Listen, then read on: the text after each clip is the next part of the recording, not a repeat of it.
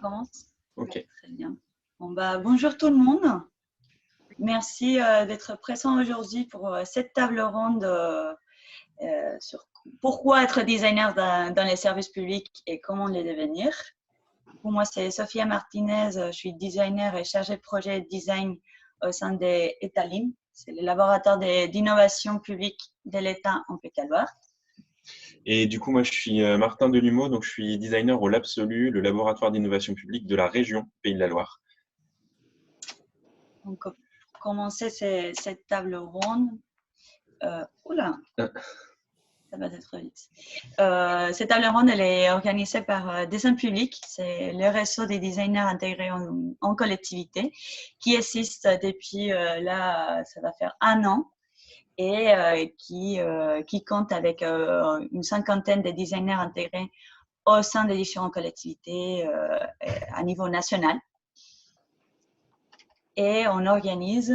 Du coup, il y a 3 tables rondes organisées donc, dans le cadre de la France Design Week. Donc, la première qui est aujourd'hui, qui est pourquoi être designer dans le service public et comment le devenir. Vendredi prochain, donc la thématique, ça sera comment le design est mobilisé dans les collectivités. Et la dernière qui aura lieu le 24 septembre, quelles sont les trajectoires et les effets du design dans les collectivités. Donc, on vous repartagera aussi peut-être dans la conversation, si ça vous intéresse, le lien d'inscription pour les prochaines tables rondes qui auront lieu vendredi prochain et celui d'après. Avant de commencer la table ronde, on a prévu des temps de questions-réponses. Donc, n'hésitez pas à poser vos questions sur le chat et on vous donnera la parole à ce moment-là. Et n'oubliez pas de couper vos micros pour le bon déroulement de la table ronde.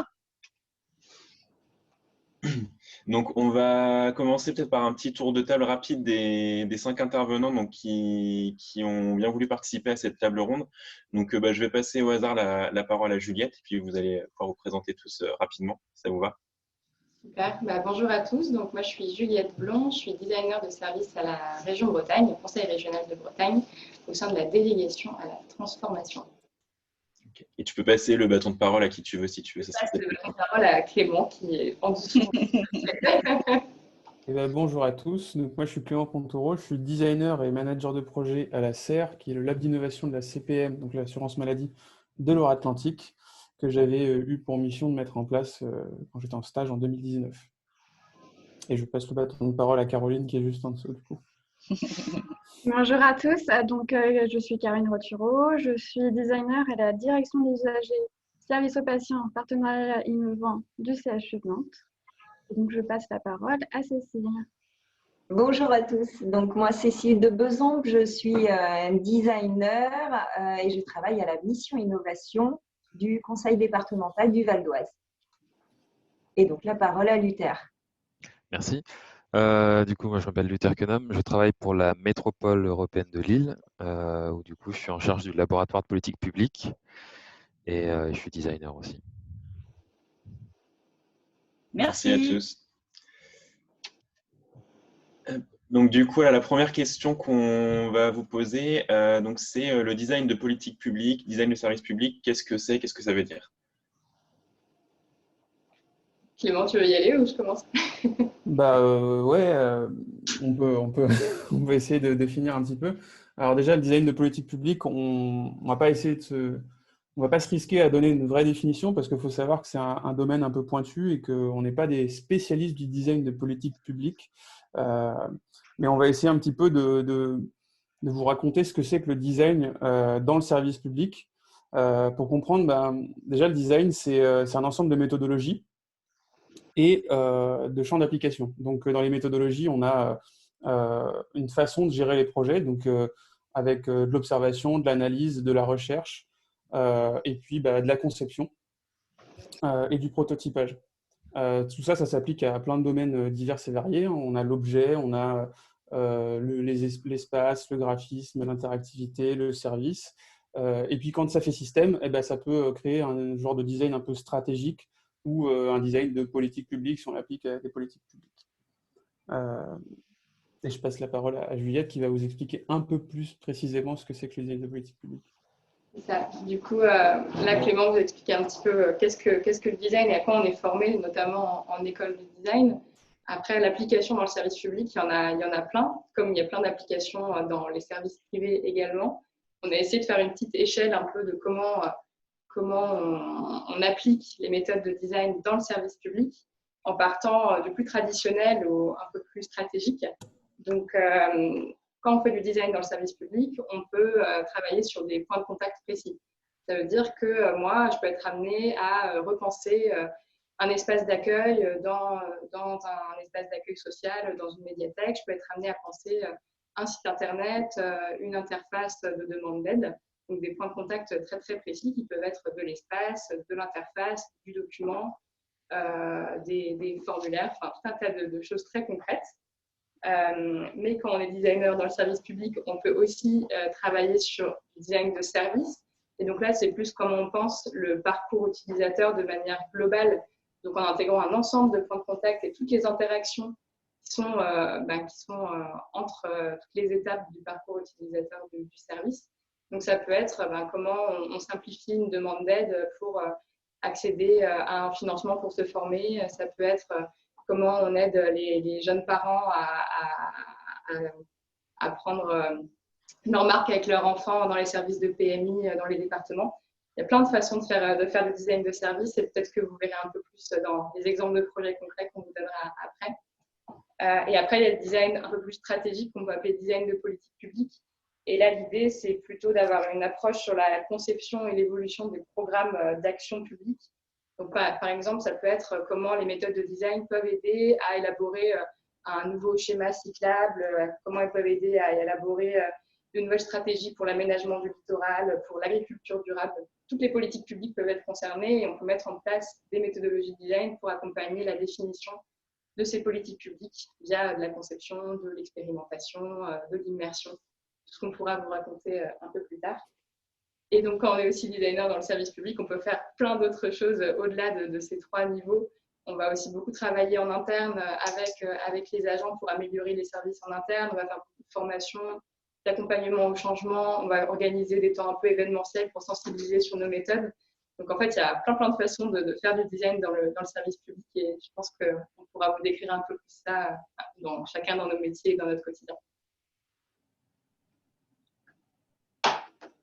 Je ne sais pas si ça répond à votre question, Sophia et Martin. Merci. Super, merci beaucoup. Je ne sais pas si les autres intervenants vouliez ajouter des choses ou si on peut passer à la question suivante. N'hésitez pas à rebondir. Ouais. Ok, super. Donc, on va pouvoir passer à la deuxième question. Qu'est-ce que le design peut apporter de plus ou de différent au service public?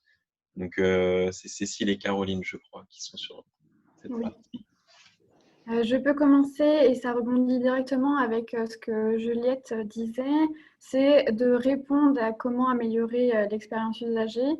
Pour ma part, à l'hôpital, il y a l'acte médical, mais au-delà de l'acte médical, il y a toute l'expérience que l'utilisateur va vivre. Et en fait, c'est surtout ces critères-là qui va impacter son expérience. Donc, ça va à la qualité de l'accueil, l'environnement, l'hospitalité, l'accessibilité. Et le designer peut porter des réflexions et puis proposer des solutions et les concrétiser, conçues pour les usagers, dont les professionnels également. Cécile, tu veux donner une autre idée, puis comme ça on fait une idée? Ton micro est coupé.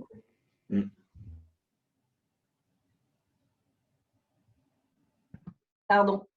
Oui, ce que j'y vois comme premier rapport, ce que j'expérimente au quotidien comme premier rapport, c'est déjà la mise en perspective sur les sujets par rapport aux manières habituelles de fonctionner de l'administration, où habituellement on va servir de stats, d'études, beaucoup de chiffres. Le design, lui, va réinterroger tout ça. Il va réinterroger tous ces éléments de départ qui sont des chiffres, beaucoup, des stats, et ça va permettre d'ouvrir la réflexion parce que derrière les chiffres, il y a des gens, il y a du vécu, il y a de l'humain. Et finalement, le design permet d'avoir une approche à 360 degrés autour de la problématique. Donc, pas simplement l'usager en lui-même, mais tout ce qui va se passer du début à la fin, du moment où il va y avoir une interaction avec le service, la plateforme, enfin tout ce qu'on va mettre en place. Donc, c'est vraiment un apport finalement tout le long de la conception et de l'amélioration du service. Peut-être troisième point, sachant qu'il y a peut-être plein de points, mais on ne va pas tous les dire. Beaucoup, ouais. Troisième point, je dirais, c'est le fait d'être intégré à un système, donc d'être intégré au service public. On peut participer à une multitude de projets, comme participer à un projet total ou alors que quelques items très spécifiques. On peut accompagner des changements, c'est-à-dire modernisation administrative, instaurer un nouveau parcours de prise en charge, re-questionner les pratiques également. Tout ça en ayant une même philosophie, une même cohérence sur tous nos projets au sein du même service public. Et puis, je dirais aussi que le designer peut voir son projet évoluer, suivre l'évolution et s'assurer que le projet, la solution qu'il a donnée répond toujours aux besoins identifiés et répond à des futurs besoins ou des nouveaux besoins. Et du coup, c'est un projet qui prend vie en fait et, tout le long de son existence.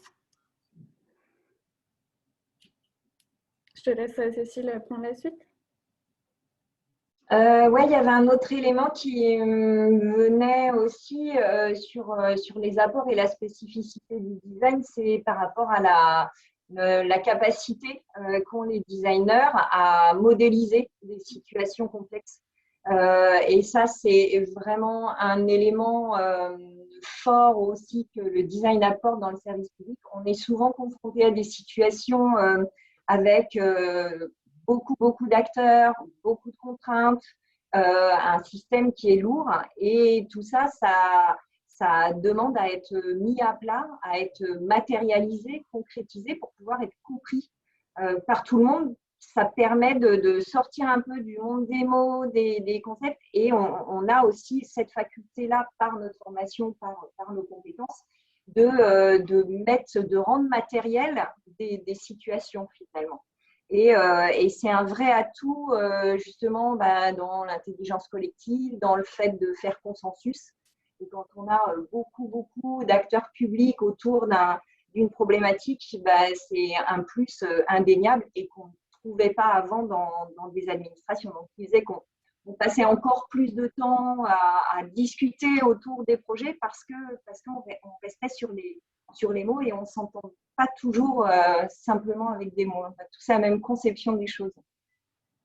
Et je rajouterais, c'est aussi favoriser la co-conception avec les agents du service public, autres que designers, ceux qui sont sur le terrain. Et c'est aussi eux dont viennent les problématiques et qui ont aussi cœur à l'ouvrage de répondre à des problématiques ciblées, mais qui manquent de moyens. Et donc, on vient en appui en leur proposant des outils, comme vient de le citer Cécile. C'est faire des représentations graphiques et de concrétiser surtout les idées. Et puis, on organise, on prépare des ateliers d'idéation, workshops, il y a une multitude de noms pour donner à ça des ateliers qui rassemblent, qui impliquent aussi plusieurs professionnels qui ont tous un regard, des compétences à apporter pour un projet plus construit. Luther, tu voulais peut-être ajouter Ouais, je peux ajouter des petites choses. Bon, globalement, je suis assez d'accord quand même. C'est vrai que sur la question de l'expérience des usagers, des usagères, c'est un point qui est assez important parce qu'on le voit dans la plupart des projets, c'est quelque chose qui est assez peu traité en fait quand il n'y a pas de design et pas de designer ou designeuse. C'est quelque chose qui est parfois même oublié au profit des réglementations, d'un certain nombre de contraintes de projet. Enfin voilà, on va penser des choses, mais on va assez peu rentrer dans la finesse de l'expérience où finalement tout se joue, quoi. Et je trouve que la petite différence aussi qu'il va y avoir entre le secteur public, qui est quand même un champ très très vaste en vrai, et le secteur privé, c'est que dans le privé, même si c'est pas toujours le cas, il y a souvent le levier de la concurrence qui fait que les boîtes vont chercher un petit peu à faire meilleur ou mieux que celle d'à côté. Et je pense que dans le service public, c'est un peu différent. Ce n'est pas exactement les mêmes leviers, mais en tout cas, on va avoir parfois ce petit oubli quand même de l'expérience. Moi, je prends toujours le cas de ma carte vitale. J'ai mis 10 ans à avoir une carte vitale qui fonctionne, quoi. Et je vise personne. Non, j'en ai une maintenant qui fonctionne, mais j'ai mis 10 ans et c'est pas normal en fait d'avoir un parcours comme celui-là avec des impasses, avec des moments où on ne sait pas, on n'a pas de réponse. Et ça, c'est vraiment le fruit de l'oubli, je pense, de l'expérience des usagers et des usagères, quoi. Donc, je pense alors, évidemment, il y a pas mal d'avantages et de bénéfices à ramener du design dans tout ça, mais je crois que c'est quand même l'une des choses hyper importantes, c'est qu'on ramène l'expertise sur la conception d'une expérience voilà, qui est faite par des professionnels, avec les bons outils, et ça, c'est parfois ce qui manque.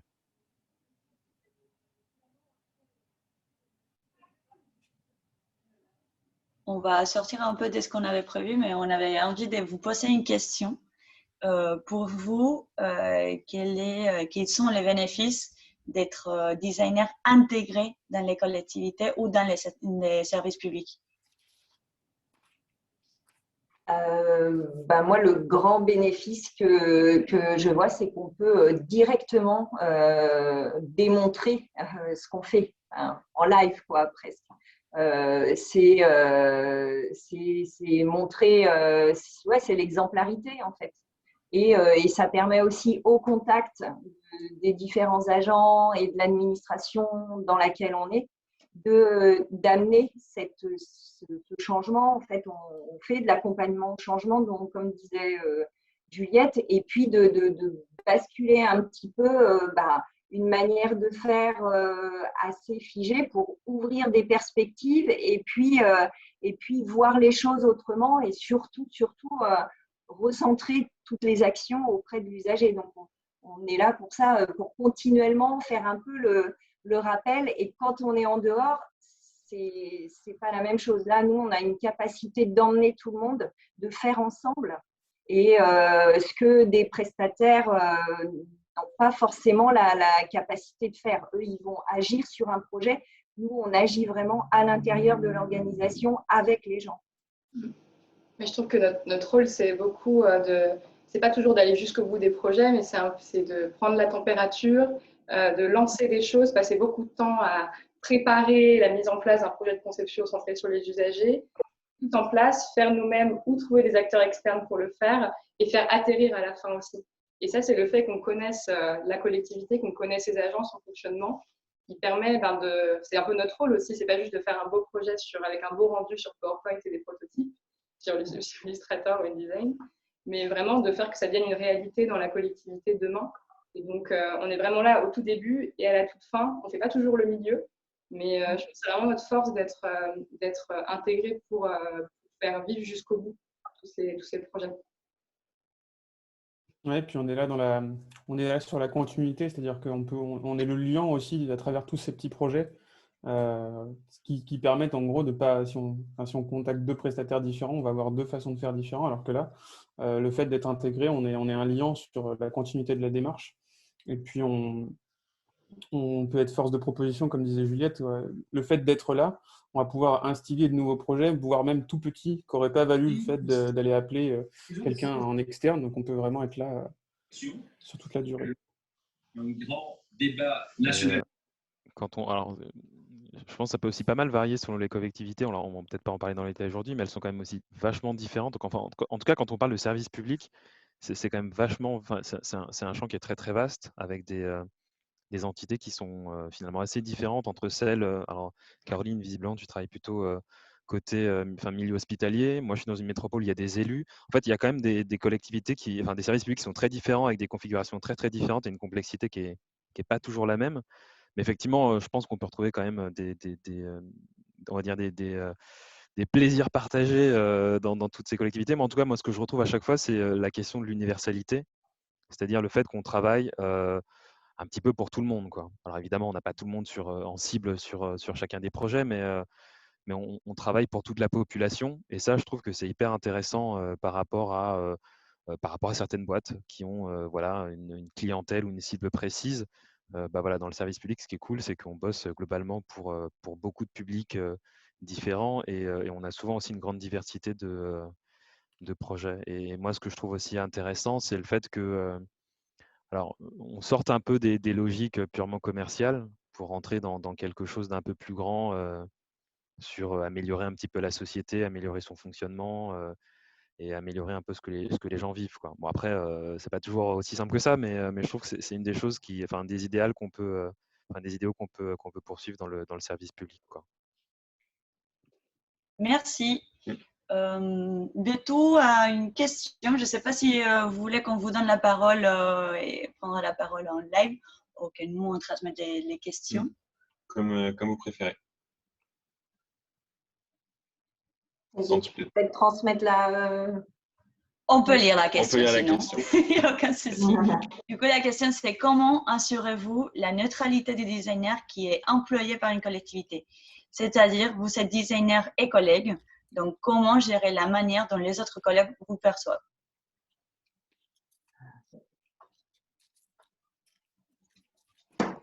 Question. À vous? C'est sûr. Je comprends pas trop le terme de neutralité, en fait, moi, personnellement, parce que j'ai du mal à répondre.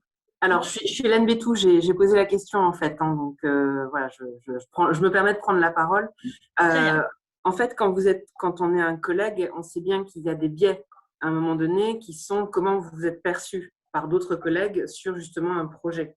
C'est-à-dire que vous allez intervenir et comment vous abordez le fait que parfois les personnes avec qui vous allez travailler vont avoir peut-être une idée préconçue sur un projet avec lequel, par exemple, ils ne sont pas d'accord, ou est-ce que c'est quelque chose que vous abordez, en tout cas votre positionnement comme dans comme par exemple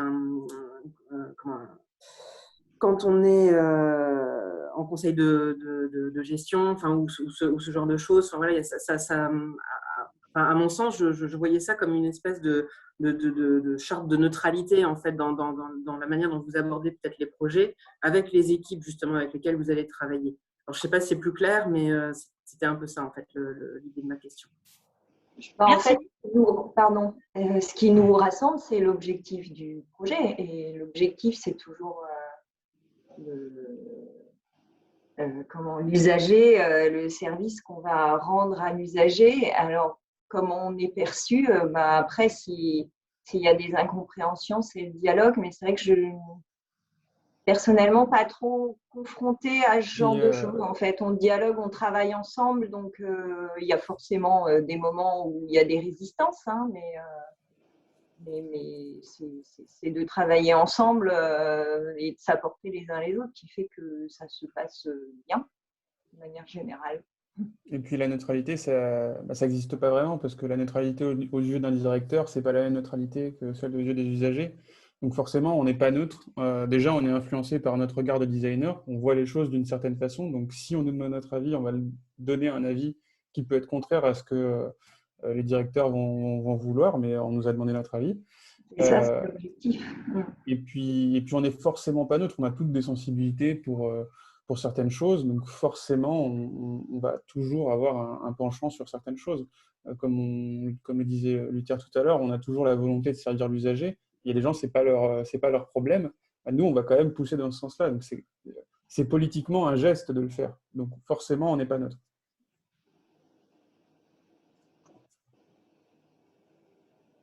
Après, je sais pas si cette question de la… Ouais. Je sais pas si après, je sais pas si cette question de la perception enfin, de nos collègues, collaborateurs, collaboratrices, je sais pas si c'est spécifique au service public en vrai. Hein. J'ai l'impression que dans les boîtes privées, on l'a aussi, c'est-à-dire la plupart des gens savent pas trop ce que c'est qu'un designer ou une designeuse et savent pas trop comment est-ce qu'on bosse avec ces personnes-là.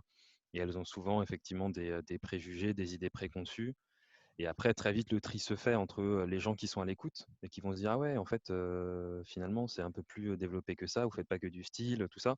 Et puis les gens qui n'ont pas envie. Et je pense que c'est par la pratique du projet, c'est par les éléments qu'on apporte sur la table du projet qu'on se fait accepter, qu'on engage le dialogue et qu'on est mieux compris et qu'on comprend mieux aussi les autres. Quand on arrive sur un projet et qu'on commence à parler effectivement méthodologie, approche, études terrain, expérimentation, d'un coup, les gens comprennent que finalement, on va beaucoup plus loin que la question de l'esthétique voilà, qui peut être mentionnée par ailleurs, quoi. Donc, en tout cas, c'est comme ça que moi, je comprends la question et c'est comme ça que j'y réponds. Et sur la neutralité, j'ai moins compris cette notion-là. Mais voilà, en tout cas, sur la perception des collègues, je pense que c'est pas spécifique au service public et c'est vraiment dans la pratique du projet qu'on la transforme et qu'on la fait évoluer, quoi. Et je rajouterais juste que, par exemple, lors des ateliers d'idéation qu'on peut avoir avec les agents, moi, je peux avoir des médecins, des professeurs, des aides-soignants, animateurs. Et en fait, en atelier, tout le monde perd son statut, garde ses compétences et son regard personnel. Mais tout le monde perd son statut et en fait, je le perds aussi, même si j'ai préparé tout l'atelier. Et en fait, on vient tous des participants au même statut avec nos droits de regard, nos compétences chacun, et on est apporté comment on peut voir ce projet. Les idées de chacun sont bonnes à prendre. Il n'y a pas de mauvaise idée, il y a toujours quelque chose à retrouver dans une mauvaise idée. Et puis, c'est aussi de démontrer pourquoi une idée est bonne et une idée est mauvaise.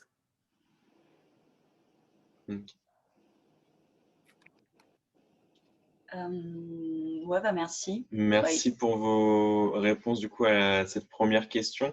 Alors, il y a une autre question de Christelle sur les parcours. Alors, ça va faire la transition avec la deuxième partie. C'est prévu dans la table ronde. Chacun va présenter un petit peu son parcours. Et pareil sur Eva, du coup, qui demande où est-ce qu'on peut travailler, notamment quand on est designer d'espace. Donc, peut-être qu'on pourra y répondre en fin de table ronde.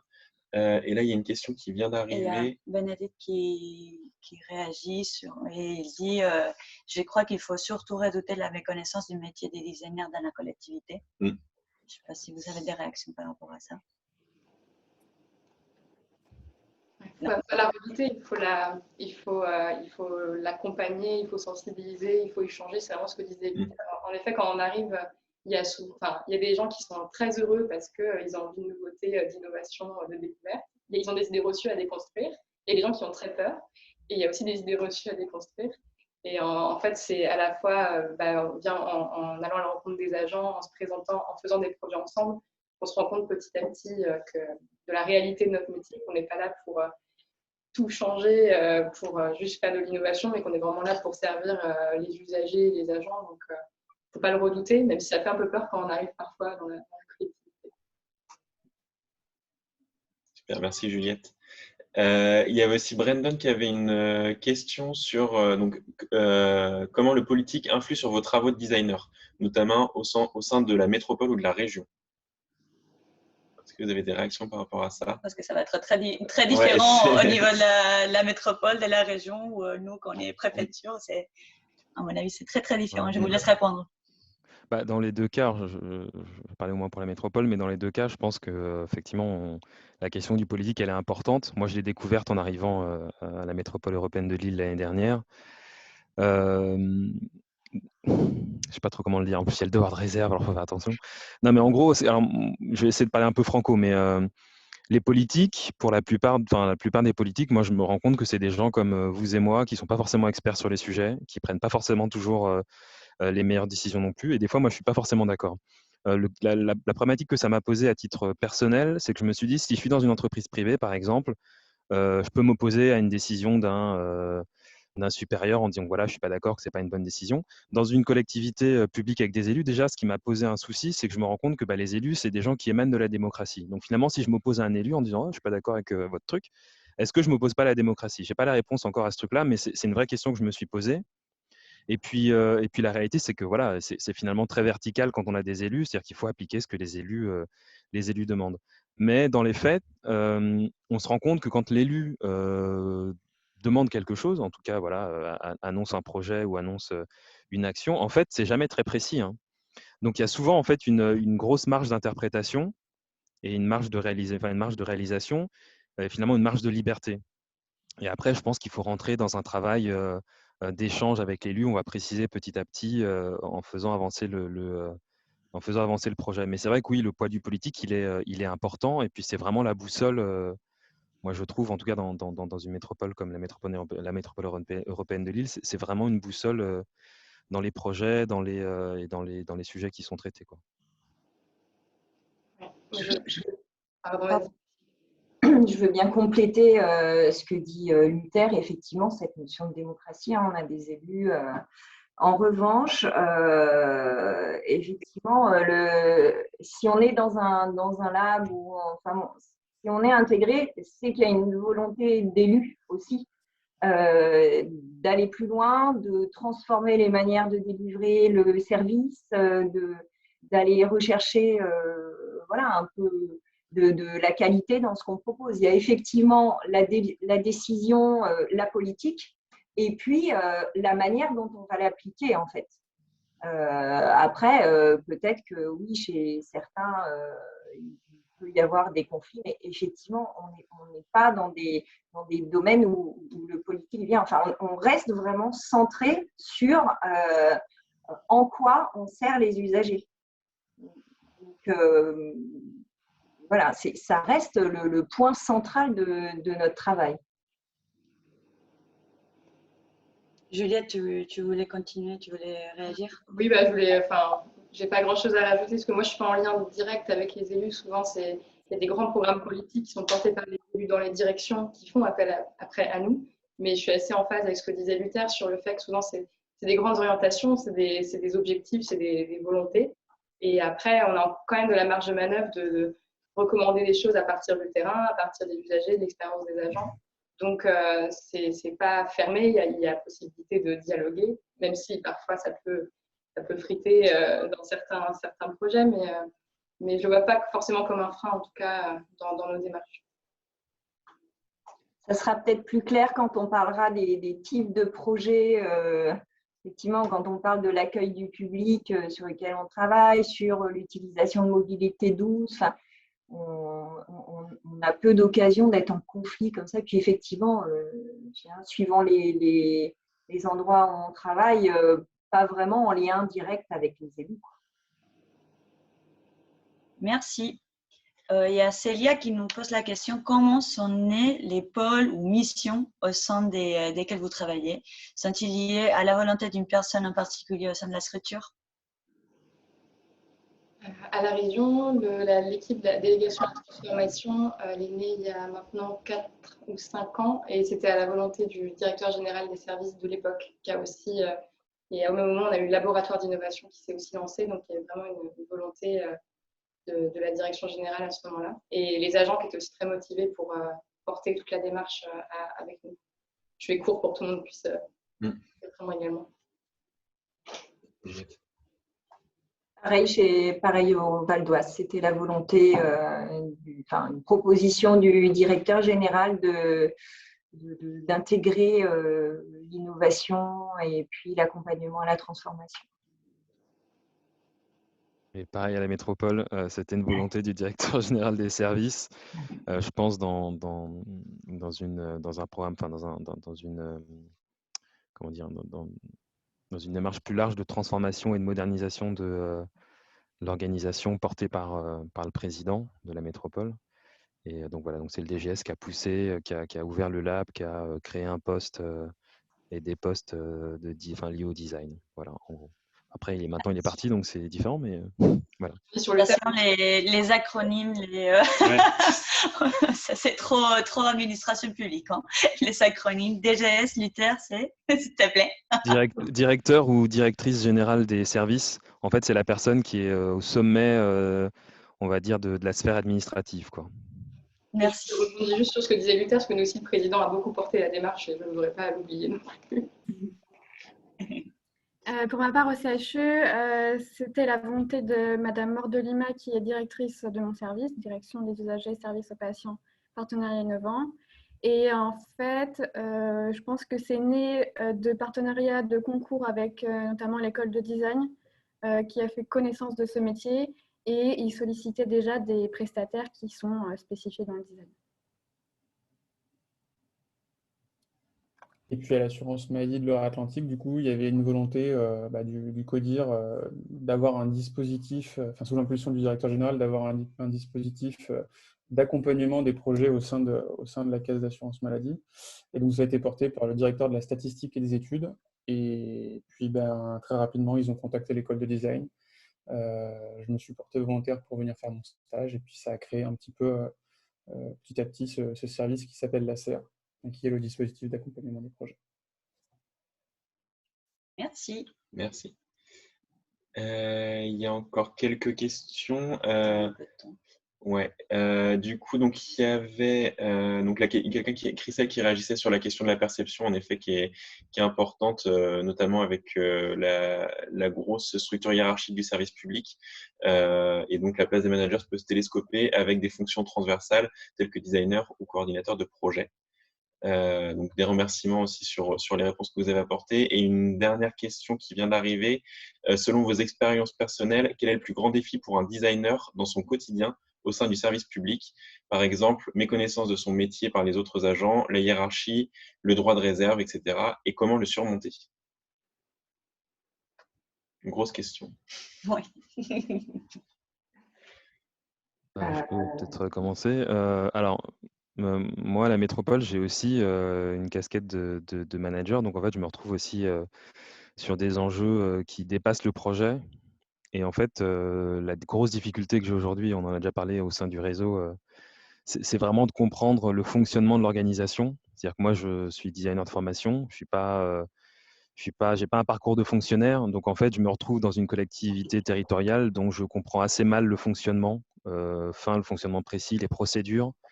Et ça, c'est vraiment la difficulté que j'ai aujourd'hui. Et donc, en fait, ça limite, pour parler très clairement, ça limite mon pouvoir et ma capacité, en fait, à influer sur l'organisation, à savoir quel levier activer, sur quel bouton appuyer, à quel endroit agir. Ça, c'est une vraie difficulté. C'est-à-dire que si on n'est que sur le projet, je m'en sors pas trop mal. J'ai l'habitude des projets, je m'en sors pas trop mal. Mais dès qu'il faut commencer à parler, on va dire, stratégie, fonctionnement interne, voilà, il y a des choses que je comprends pas, que je connais pas. Il y a des procédures que je maîtrise pas du tout. Comment est-ce qu'on passe voilà, une décision en bureau politique avec les conseils derrière. Enfin, c'est vraiment il y a une vraie machinerie pour moi qui est encore un peu obscure, quoi. Et ça, c'est la vraie difficulté que j'ai aujourd'hui. Pour moi, je dirais que c'est plus le fait d'être souvent seul très peu en design dans la collectivité. Et en fait, comme on disait tout à l'heure quand on décrivait le design dans le service public, on peut faire des millions de choses en étant designer dans une collectivité. Et je trouve ça dur de se positionner parce que la collectivité ne connaît pas forcément bien le métier du designer non plus. Et moi, j'ai passé beaucoup de temps, et c'est encore le cas, à trouver où est-ce que le design est le plus intéressant à positionner, quels sont les projets stratégiques sur lesquels il faut qu'on travaille, où est-ce qu'on a une vraie valeur ajoutée. Et ça, je trouve que ça prend du temps et il faut de l'expérience dans la structure pour réussir à trouver sa place. Ouais, je suis assez d'accord avec Juliette, le fait d'être souvent seul, c'est un seul designer, c'est assez particulier. Moi, j'ai eu une collègue qui était stagiaire, puis on l'avait pris un peu en CDD pendant 1 an, et ça faisait vraiment une bouffée d'air parce que d'un coup, on a quelqu'un qui comprend ce qu'on fait et qui comprend pourquoi on le fait, et puis qui aussi fait quelque chose qu'on comprend. Et quand on est tout seul, parfois, c'est difficile d'expliquer un petit peu notre méthode de travail, parce que c'est assez différent de ce qu'on peut voir ailleurs. Et puis après, je pense que ouais, notre méconnaissance à nous, comme disait Luther, du service dans lequel on est, c'est-à-dire des particularités administratives qu'on peut avoir, ça, c'est un sacré enjeu, parce que faut imaginer que pour n'importe quel service public, je ne vous raconte pas l'assurance maladie, il y a il y a des particularités à l'infini, et donc comprendre tout l'enjeu de tous les services, c'est assez complexe. Donc pour surmonter ça, il faut au maximum faire on appelle ça des vie ma vie ou autre, aller dans les services, essayer d'observer, pourquoi pas sur le temps d'une demi-journée faire le métier avec quelqu'un du service. Ça peut aider à comprendre un petit peu les enjeux de ce que vivent les agents. Puis il y a un autre, pour moi, il y a un autre pas souci, mais il y a quelque chose qu'on expérimente pas mal, c'est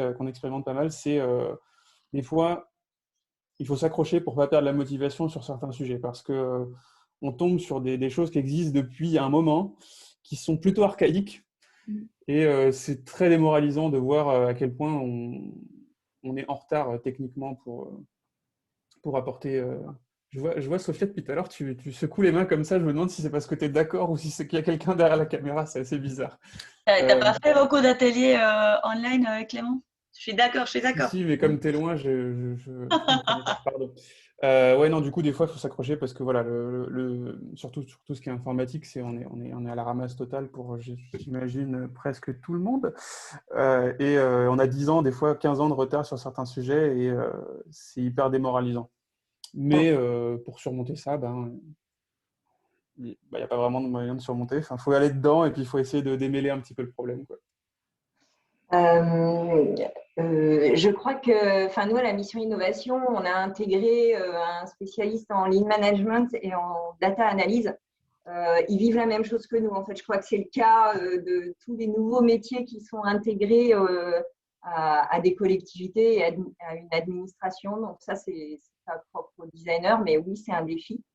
Et de toute façon, voilà, transformer la grosse machine, c'est un défi en soi. Donc, oui, on n'est pas là par hasard, en fait.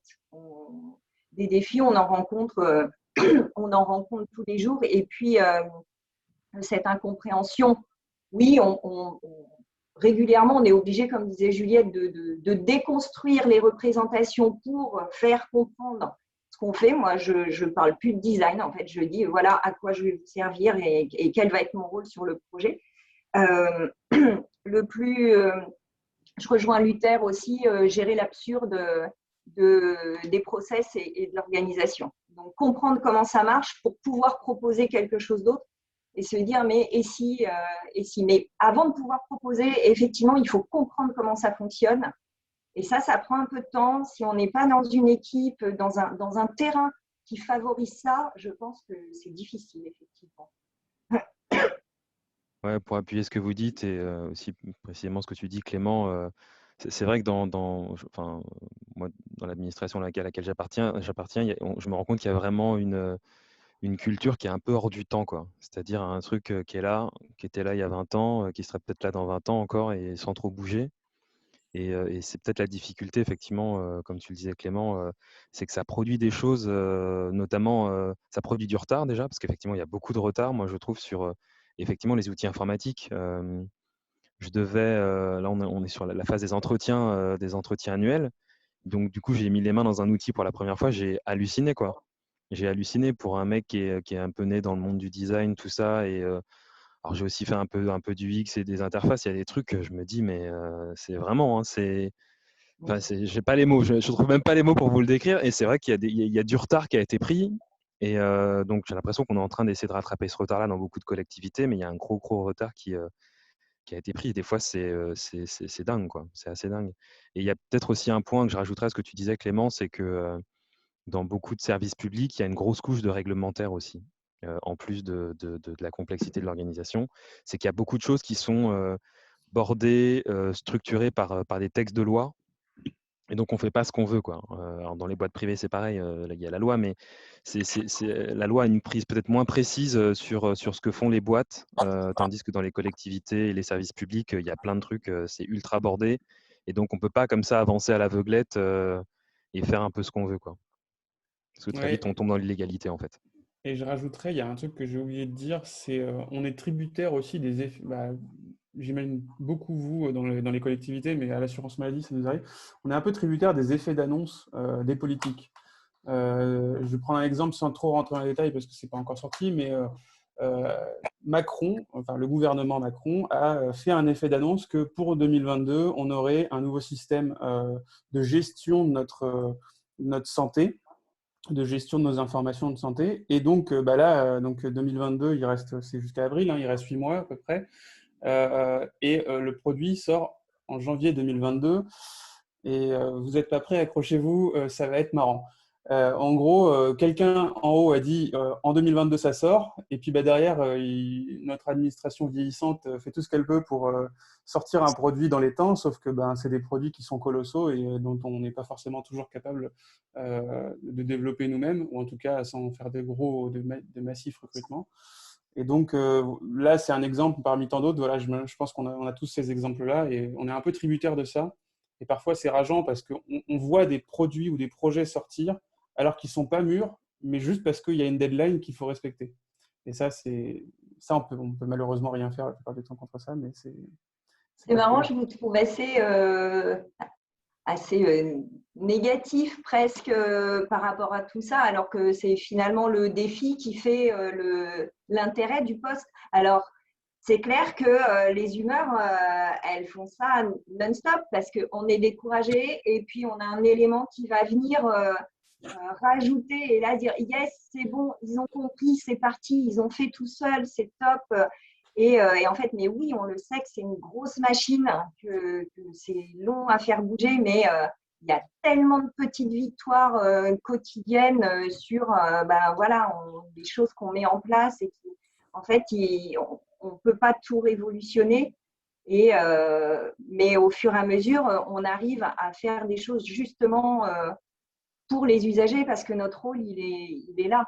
Mais on est bien d'accord que on parle de défi parce que la tâche est énorme, énorme. Donc, quand on aime la diversité et quand on embrasse tout ça, on sait pourquoi on est là, quoi.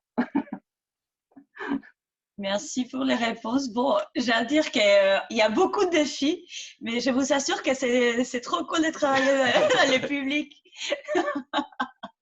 Non, mais c'est les défis qui font le métier intéressant aussi.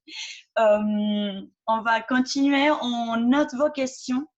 On va avancer sur la deuxième partie, mais on note vos questions et sont posées à la fin du deuxième temps. Voilà, donc on va continuer justement. C'était Christelle tout à l'heure qui posait la question sur vos parcours et c'est justement ça, le deuxième temps. Vos parcours, vos motivations, comment vous êtes arrivé à être designer dans les services publics? Qui veut commencer? Allez-y. Je m'y colle alors. Moi, ça fait 4 ans et demi que je travaille et que je travaille dans le service public. Donc là, c'est la fin et je vais recommencer au début maintenant. Donc moi, je me suis lancée après mon bac dans des études de design d'objets parce que je voulais changer le monde avec des objets, en gros. Donc, j'ai fait un BTS design de produits à Olivier de Serres, à l'ENSA-AMA. Où j'ai appris énormément de choses sur le métier de designer produit, la méthodologie, les outils, la conception, etc., le dessin. C'était super enrichissant, mais j'avais une frustration de ne pas assez voir les projets, de travailler sur des problématiques dans leur ensemble et de traiter juste un tout petit bout via l'objet. Et donc, dans mon projet de fin d'études, j'ai découvert le design de service en assistant à une conférence et je me suis renseignée là-dessus. Ça m'a complètement parlé. Je me suis dit, mais en fait, c'est ça le design que je veux faire. Je ne savais même pas que ça existait et j'ai essayé de m'orienter dans cette direction-là, sachant qu'il n'y a pas forcément de master ou de DS. Enfin, en tout cas, à l'époque, on n'avait pas trop de DSA, design de service, et de diplôme supérieur en design de service. Donc, je suis partie à Villefontaine, au DSA de Villefontaine, qui était un double cursus design produit, design interactif. On a testé plein de méthodologies différentes qui me sont toujours super utiles aujourd'hui. Donc, le design de terrain, l'anthropologie, le design fiction, l'animation d'atelier, etc. J'ai fait mon apprentissage à la Poste avec Luther, notamment. J'ai appris aussi plein de choses au studio de design de la branche courrier-colis. On faisait du design d'interface et un peu de design de service. Et j'ai fait mes 2 mémoires de fin d'études sur le design de service dans les politiques publiques. J'avais commencé à m'intéresser au travail de la 27e région. Je suis allée un peu les voir en observation pendant une semaine. J'ai essayé de faire plusieurs stages dans le service public, faire mon projet de fin d'études aussi avec la métropole de Lyon. J'ai fait un stage à la région Occitanie aussi. J'ai testé des méthodes de design social en partant au Canada pendant 2 mois. Et donc, tout ça, ça m'a permis d'apprendre mon métier, surtout en fait, sur le terrain avec mes stages et avec les méthodologies de design qu'on apprend à l'école pour devenir design de service, même si sur le papier, je ne le suis pas vraiment. Je suis plus designer produit. Voilà. Et après, j'ai commencé à travailler à la métropole de Lyon sur un poste où on faisait de la conception d'outils de prévention pour le maintien à domicile des personnes âgées. Donc, un projet très, très précis. Et maintenant, à la région où je fais du design très transversal, où on touche à la fois de l'espace, du produit, du service, du stratégique Donc, voilà, en très court pour laisser le temps de parler aux autres.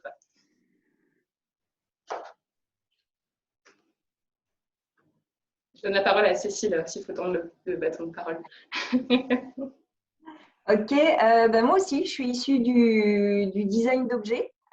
Moi, j'ai fait ma première partie d'expérience professionnelle dans le luxe. Donc, je suis restée 10 ans dans le luxe chez Hermès.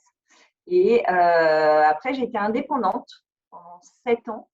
Alors là, je me suis un peu tout permis en termes d'exploration, design, voilà. Et notamment, j'ai travaillé pour des associations,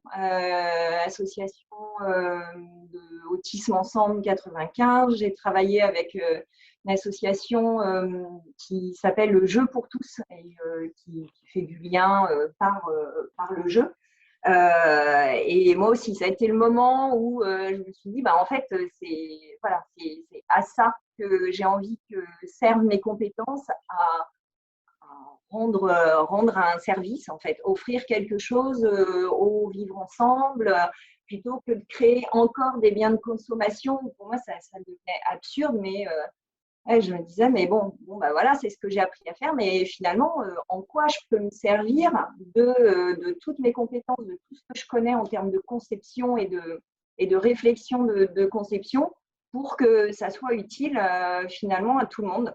Et puis, un concours de circonstances a fait qu'au moment où j'étais arrivée à la fin de mon questionnement et être sûre de ce que je voulais faire, un poste s'est présenté là dans mon département. Et puis moi, je savais même pas que mon département en fait faisait beaucoup la promotion de l'innovation, du design, du user centrique. Donc j'ai eu cette chance en fait, voilà, que mon prédécesseur s'en aille juste au moment où moi j'ai trouvé un peu une nouvelle manière d'exercer mon métier. Voilà, donc maintenant ça fait 3 ans que j'y suis. Et voilà. Et Clément, à toi.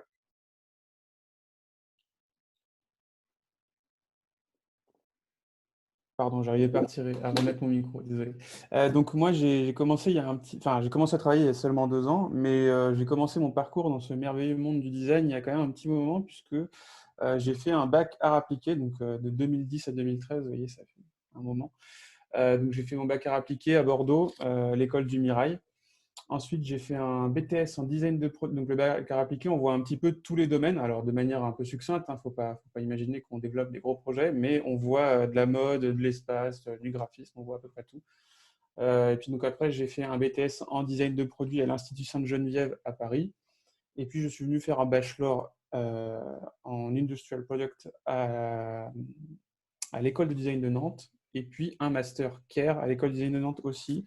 Un master qui n'est pas spécialisé dans un domaine, mais qui est spécialisé dans une option, on va dire un champ d'application, qui est le bien-être, la santé, l'écologie, le sport, et je crois que j'en oublie pas. Ah, si, les politiques publiques. Enfin, le service public. Voilà. J'ai arrêté le produit. Enfin, j'ai arrêté le produit. J'ai pas arrêté le produit, mais je me suis désaxé du produit parce que justement, comme le disait Cécile, à un moment donné, on a quand même suffisamment d'objets sur Terre, même si on en a toujours des nouveautés à produire. Mais moi, ça m'allait pas de devenir designer d'objets et de remettre une pièce dans la machine à produire. Je me disais qu'il y avait peut-être d'autres choses à faire. Et puis le Mastercare, qui est quand même un master très centré usager, m'a un peu ouvert les yeux sur qu'est-ce qu'on peut apporter vraiment aux gens avec tous les autres domaines d'application. J'ai toujours aimé un peu toucher à tout. À la fin de ce master, déjà j'ai fait un projet de fin d'études, un mémoire de fin d'études sur l'éducation aux médias et la protection contre les fausses informations. Alors aujourd'hui, c'est un sujet un peu galvaudé parce que ça a été repris un peu dans tous les sens et faut faire très gaffe parce que ça devient un petit peu de la chasse au complotisme.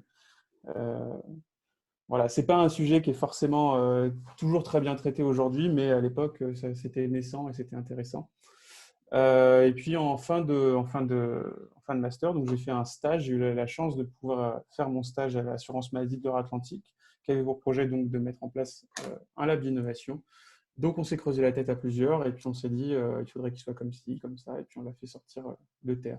Enfin, au 8e étage, donc il n'est pas sorti de terre, mais on l'a fait sortir d'une autre salle, quoi. Voilà. Je passe la parole à Caroline. Merci. Moi, j'ai fait un baccalauréat professionnel.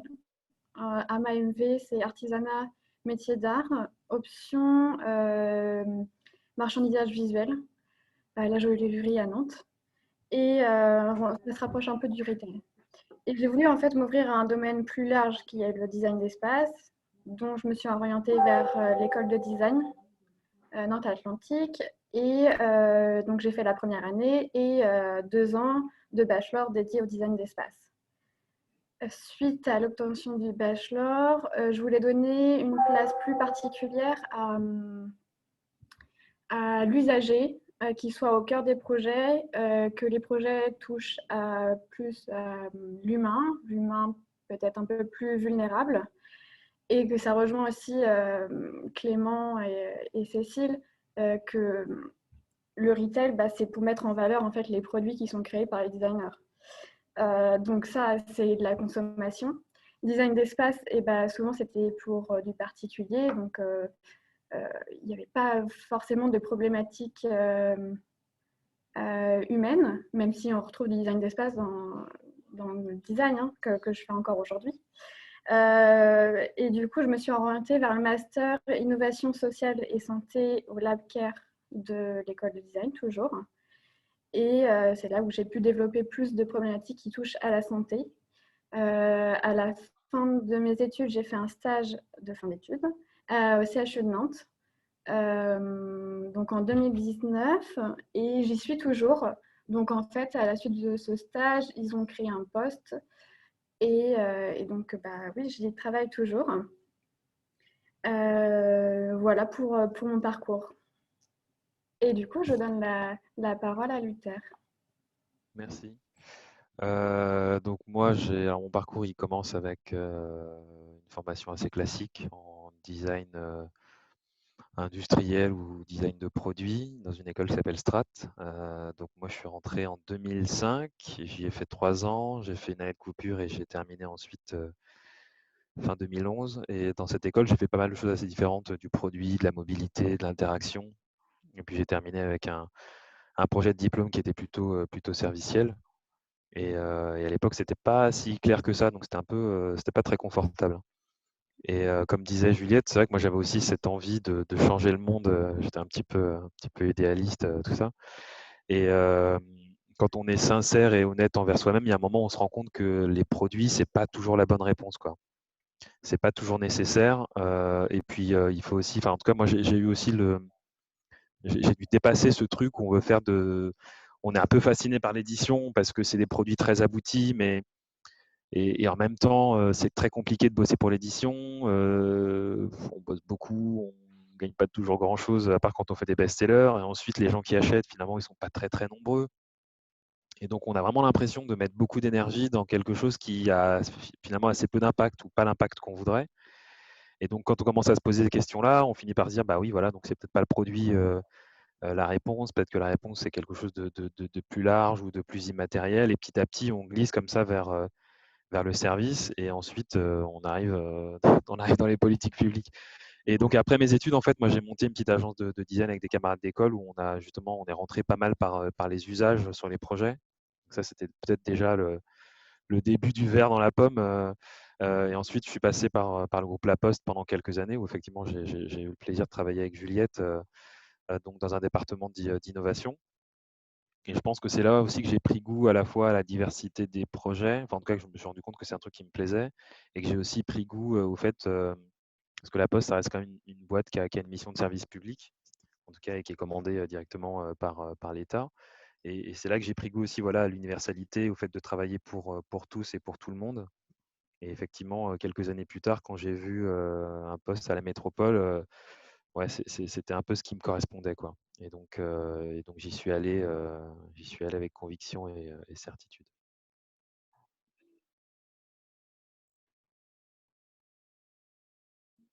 Du coup, j'ai personne à qui passer la parole, mais je peux peut-être la redonner à Sophia. On est dans un grand écran, donc je cherchais les micros. Merci, merci à toutes et tous. vos réponses sur les parcours et les motivations. Du coup, comme on avait dit, on avait des questions qu'on avait notées. Oui. Mais n'hésitez pas à continuer à poser vos questions via les chats. On va répondre au fur et à mesure. Donc, la première question à laquelle on n'a pas répondu tout à l'heure, c'était Eva Pommier, je crois, qui demandait en fait comment travailler pour les collectivités. Est-ce qu'il faut forcément être intégré ou est-ce qu'il faut passer par des cabinets d'architecture, notamment, je crois que c'était par rapport à un profil designer d'espace. Donc, peut-être que Eva, vous pouvez compléter votre question à l'oral si ce n'est pas assez précis. Sinon, je vous laisse répondre si vous avez des éléments de réponse à lui apporter. On verra si Eva veut compléter sa question, mais il y a plein de façons de travailler pour le service public. Nous, on représente les designers intégrés, donc on vous donne l'expérience des designers intégrés, mais en fait, il y a pas mal d'agences ou d'acteurs externes qui travaillent pour les collectivités sur des projets précis, mais aussi sur de l'accompagnement de démarches de transformation ou d'innovation.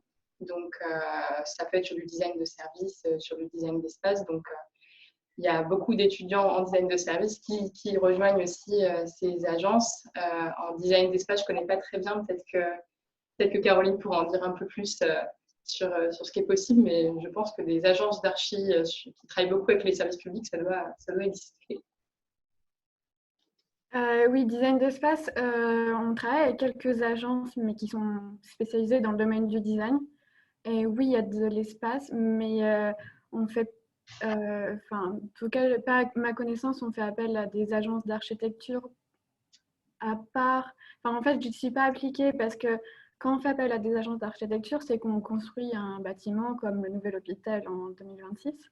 Et donc là, c'est un énorme projet et du coup, je n'y touche pas et donc j'arrive pas à savoir exactement comment ça fonctionne. Donc je pourrais pas bien répondre, donc je préfère ne pas évoquer ce sujet. Mais je pense que si on veut simplifier un peu la réponse, je dirais que si tu travailles dans un seul champ d'application, par exemple si c'est que l'espace ou que l'interface, voilà, c'est plus compliqué. Alors ça dépend, mais c'est généralement plus compliqué d'être intégré parce que souvent quand tu es intégré, tu es dans une toute petite équipe, voire tu es tout seul. Et il faut un minimum, je pense, de polyvalence parce qu'on va te demander tout et n'importe quoi, sauf si tu es là pour une mission bien particulière, ça arrive. Mais globalement, voilà, intégrer, je pense qu'il faut être un tout petit peu plus polyvalent, quitte à être moins pointu. Après, sinon, dans des agences, il y a plein d'agences qui ont comme principaux clients des services publics. Donc, ça doit se trouver. Après, il y a des collectivités dont les équipes en design, dont le ou la designer travaille quasiment uniquement sur des projets immobiliers, par exemple. Donc, il n'y en a pas beaucoup, ça existe. Mais c'est vrai que pour la plupart d'entre nous, on est à la fois sur des projets de transformation interne, de services, d'interface, d'espace. Il faut savoir, en effet, comme disait Clément, beaucoup naviguer entre les différentes compétences du designer, toutes les spécialités. Oui, c'est le cas au Val d'Oise, effectivement, ce que tu cites. Il y a une designer d'espace qui ne travaille que sur des projets d'aménagement et qui est rattachée au sein d'une direction qui gère le parc patrimonial. Il y a beaucoup de dans les espaces dans le public, en tout cas dans les collectivités locales, entre les écoles, les collèges, les lycées, les gares, les tertiaires, les agents. Il y a plein de projets à faire, à centrer sur les usages. Et effectivement, des designers d'espace qui ne savent pas toujours, aucun designer n'est formé à répondre à un appel à projet. Donc, les marchés, il y a un sujet là. C'est vrai que dans la plupart des collectivités, c'est vrai que c'est souvent des profils polyvalents un peu transversaux. Et puis ensuite, peut-être que pour les interfaces, l'UX, tout ça, vu que ça a pas mal le vent en poupe et qu'il y a beaucoup de sujets là-dessus, c'est vrai qu'on retrouve de plus en plus de postes comme ça dans dans le public. Après, ouais, pour l'espace, c'est ça, c'est ce que vous disiez un peu avant, finalement c'est un peu du cas par cas, quoi. C'est-à-dire que il y a un besoin qui va émerger dans une collectivité et qui va du coup à un moment donné, parce qu'il y a beaucoup de projets ou parce que c'est une de ses compétences majeures, va ouvrir un poste, quoi. Donc c'est pas fléché directement, quoi. Donc il faut juste, je pense, garder l'œil ouvert et repérer ce qui passe. Mais effectivement, passer par les agences, c'est pas mal dans un premier temps, ne serait-ce que pour se familiariser avec ce domaine-là, quoi. Et je rajoute, en fait, ce que j'ai pas dit, c'est que en fait, moi-même, je fais du design d'espace, tout en étant un designer global. Et du coup, c'est un appel des professionnels qui rencontrent une problématique où il y a une implication de travaux. Et du coup, je travaille beaucoup avec un pôle travaux.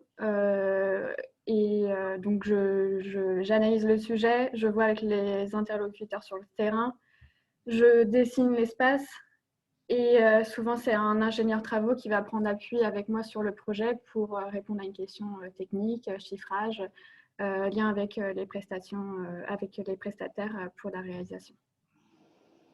Et je ne suis pas intégrée à un pôle travaux. Je suis à la direction des usagers, mais je suis un peu un virus, un ovni dans ce service. Merci. Bon, je me permets, c'est pas mon rôle parce qu'on est en tant qu'animateur, mais je me permets parce que moi, je suis architecte d'intérieur, mais je suis aussi designer de services. Et nous, au sein de l'Étaline, on a beaucoup de projets concernant l'espace parce que bon, c'est des projets qui, on a des résultats visibles assez rapidement et ça marche plutôt bien dans les services de l'État il y a eu un micro. Mais bon, comme je suis totalement d'accord avec Clément, que n'ayant que la casquette des architectes d'intérieur, designers d'espace, ça me paraît compliqué. Mais quand on est un peu plus, on est designer de services en plus qu'architecte d'intérieur ou designer d'espace, ça nous permet vraiment d'être là parce qu'on a tout type de projet avec tout type de public. Voilà. On continue avec les questions. Ouais, mais juste peut-être pour ajouter quelque chose à ce que tu viens de dire, et notamment dans la suite de ce qu'on s'est dit sur les parcours. Effectivement, moi je pense que dans tous les cas, les meilleurs profils, à mon sens, et ça c'est que mon avis, mais même si je le défends avec vigueur, mais c'est que je pense que les meilleurs profils de designers dits de service, c'est quand même des gens qui sont passés par la matérialité avant, c'est-à-dire le produit, l'espace, parce que je pense que c'est une façon c'est la façon la plus facile à mon sens d'apprendre à traiter la complexité, quoi. D'apprendre à synthétiser, d'apprendre à travailler différents champs à la fois, même quand on fait une cafetière, en fait, on se rend compte qu'il faut combiner quand même pas mal de trucs, quoi. Et finalement, une cafetière, c'est pas si compliqué que ça. Donc, commencer avec une cafetière, c'est un bon marchepied avant de se lancer dans un service public hyper complexe. Et puis, je pense qu'on développe aussi une sensibilité, une acuité aussi à certaines choses, à une cohérence, à la façon d'articuler certaines choses qu'on n'a pas si on arrive directement, je pense, dans le service et dans quelque chose de pas forcément incarné en tout cas, quoi. Donc, en tous les cas, je pense que c'est un bon point de départ d'avoir une expertise, je sais pas, en espace, en produit, voilà. Je te rejoins parce que nous, au sein du lab, les designers qu'on travaille ici, on a chacun notre champ d'expertise, produit, espace, graphique, mais on est tous aussi designers de services. Donc, ça nous permet aussi de répondre à différents projets d'une façon différente et chacun est expert dans son domaine, mais on travaille ensemble. Voilà. On continue. Juste pour rebondir pour conclure ce point sur ce que disait Luther, c'est aussi une observation qu'on a nous dans les membres du réseau. La très grande majorité des personnes qui sont intégrées aujourd'hui viennent du produit ou de l'espace. On a quelques designers qui viennent plutôt du design d'interface, mais il y a cette tendance. Alors peut-être que Luther, ce que tu disais, c'est une explication. Je pense qu'il y a peut-être plein d'autres façons de l'expliquer, mais j'ai pas les réponses. Mais moi, j'ai peut-être une autre explication. Aujourd'hui, le produit, c'est en déclin. Attention, il ne faut pas le prendre tel lettre, mais il y a il y a moins d'offres de produits que d'offres de services ou d'offres d'interface, donc on se recycle un petit peu aussi, quoi. Je pense qu'il y a de ça. Par contre, il y a toujours de plus en plus de designers de produits qui sortent des écoles.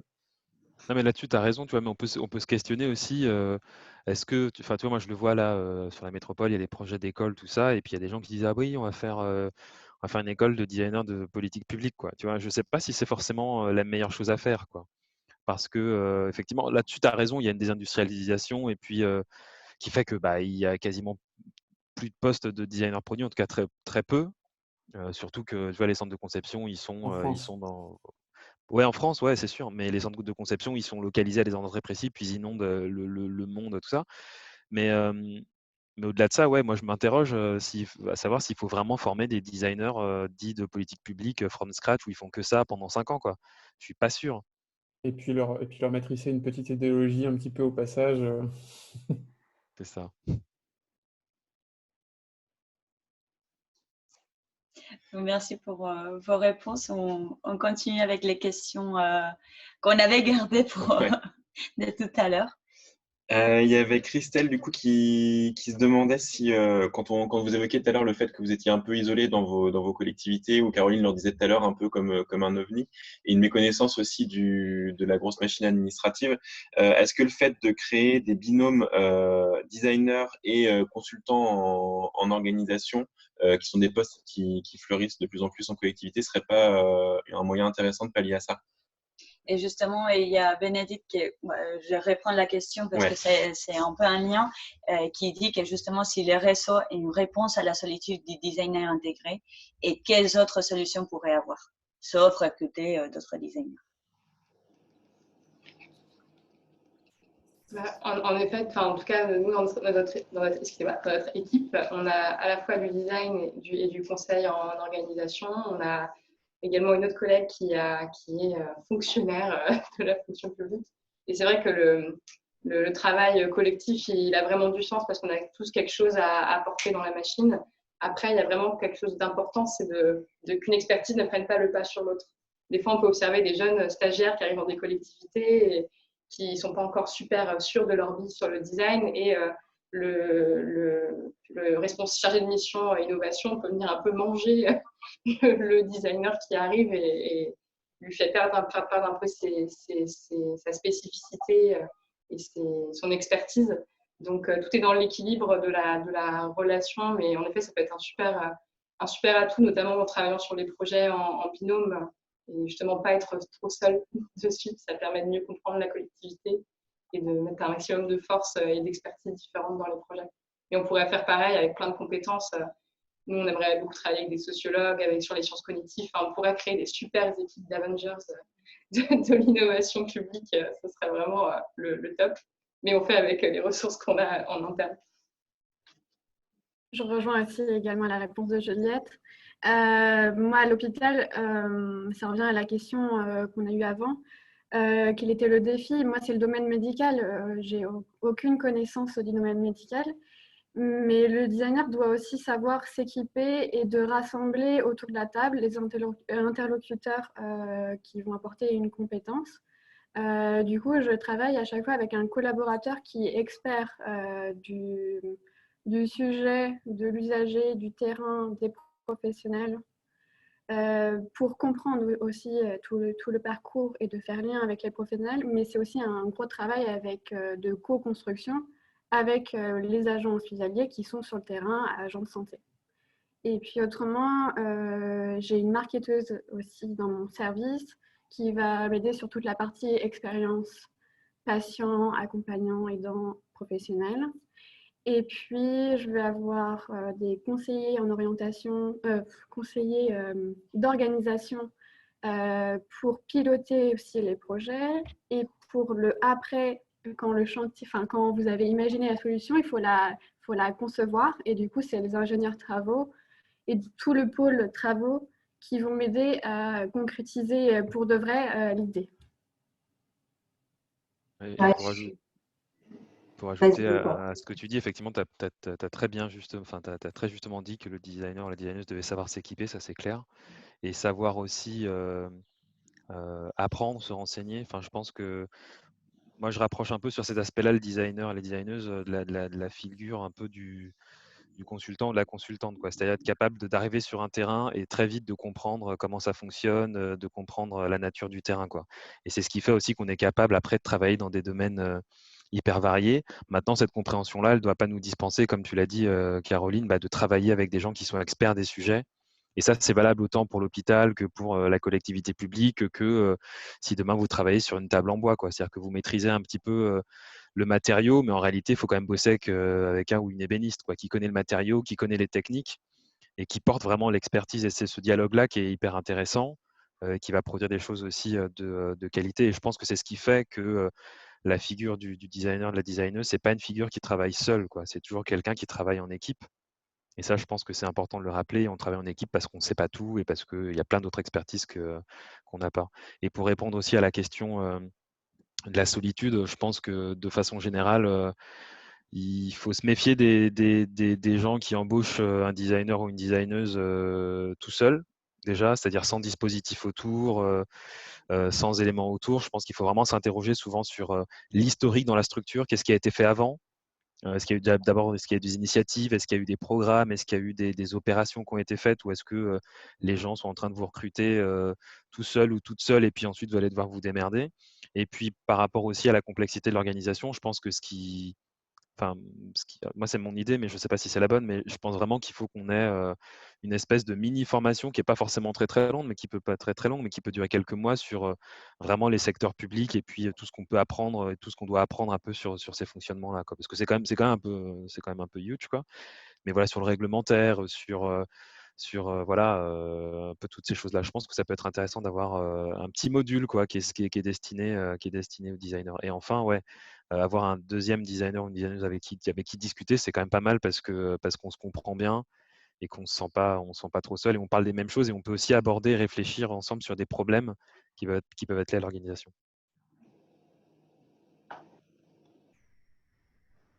Cécile, tu voulais rajouter quelque chose ou on passe à une autre question? Oui, effectivement, ce côté, c'est ce que j'ai mis dans le chat, complètement d'accord avec Luther sur le fait qu'on fait partie de quelque chose, on est en équipe, on est ensemble et qu'effectivement, il faut intégrer un designer dans une organisation déjà mise en place qui va dans ce sens de la transformation, enfin, qui est capable d'accueillir ça, des nouveautés, des nouveaux métiers. Sinon, forcément, on se sent seul et on est là, on passe son temps à devoir expliquer ce qu'on fait. Mais ce n'est pas logique, en fait. On intègre cette compétence parce qu'on a compris à quoi elle servait et on se met en action pour… voilà. Et en fait, de soi, ça se met en place ensemble. Ouais, je pense qu'il y a vraiment la question de la maturité du service public qui veut recruter de nouvelles compétences, que ce soit du design ou d'autres, parce qu'il y a des phénomènes un peu de mode. On voit qu'il y a plein de designers dans les collectivités d'à côté, donc nous aussi, on veut notre designer. Mais il y a vraiment le pourquoi je recrute ces métiers-là, quels moyens je vais leur donner, comment je vais faire exactement ce que tu disais, Luther, comment je l'introduis dans la collectivité, comment on fait équipe. Et déjà en faisant ça, avant de recruter l'équipe, on peut gagner beaucoup de temps sur les premières missions et les premiers projets. Donc, c'est au designer qui va être embauché d'être vigilant de là où il va aussi. Merci. Il reste encore 2 petites questions, puis après, on va arrêter les questions pour cette partie-là, et puis on verra si on a le temps à la fin de répondre à celles qui restent. Il y avait Lydie qui a posé une question tout à l'heure, alors elle a appelé un peu question provoque. C'est est-ce qu'on n'aura pas gagné quand le métier de designer n'existera plus dans les services publics? Ça voudra dire que les méthodologies sont ancrées par défaut dans les métiers de chacun. Donc voilà, est-ce que vous avez des réactions par rapport à ça? Moi, j'ai une réaction par rapport à ça. C'était rapide, hein. Mais non, parce que ça, ce truc-là, je l'ai beaucoup entendu, on l'a beaucoup entendu ici dans des tables rondes et tout ça. En fait, non, parce qu'au final, concevoir les choses comme un designer ou une designeuse, c'est un savoir-faire, c'est un métier, c'est professionnel. Donc demain, s'il y a plus de designers dans les boîtes, ça ne veut pas dire que pour autant les services seront, que tout le monde a compris que les services vont être bien conçus. L'idée, c'est que demain, dans l'idéal, c'est que les designers et les designeuses luttent moins dans les boîtes, qu'ils soient toujours intégrés dans les projets. C'est ça comment dire, l'aboutissement, c'est pas la disparition des designers et des designeuses dans les boîtes. On a souvent ce truc-là où les gens disent ah bah oui c'est du bon sens. Bah déjà c'est pas vrai, c'est pas que du bon sens. C'est de la méthode de projet, c'est des expertises, c'est une capacité d'analyse, c'est une capacité de réponse. Et ça on aura toujours besoin de gens qui savent le faire quoi. Et personne s'interroge sur la disparition des ingénieurs par exemple. Personne se dit ah bah cool un jour peut-être que dans un monde génial il y aura plus besoin d'ingénieurs, il y aura plus d'ingénieurs nulle part. Donc c'est intéressant de voir que cette question-là elle se pose toujours pour les designers et que finalement au fond on se dit pas que c'est une compétence qui doit être portée par des gens, quoi. Mais je pense que derrière cette envie-là que le design disparaisse, c'est peut-être qu'il y ait une culture centrée sur l'usage qui soit plus diffuse dans la collectivité, que ce soit moins une bataille à chaque fois de faire entendre l'expérience et le point de vue de l'usager. Et c'est ce qui se passe quand on a des designers dans les collectivités et d'autres métiers sur les usages. Mais je suis tout à fait en phase avec Luther. Je pense que c'est un vrai métier avec des formations de 5 ans, avec plein de compétences derrière. Et ça ne peut pas se diluer dans la collectivité, dans le bon sens de toutes les œuvres.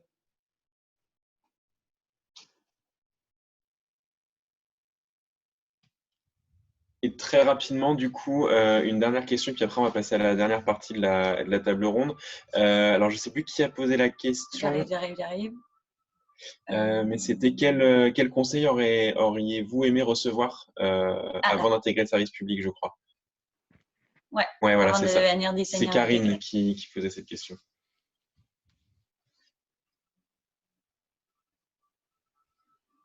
Pas de réaction. Non, il n'y a pas de conseil. Aucun Aucun conseil.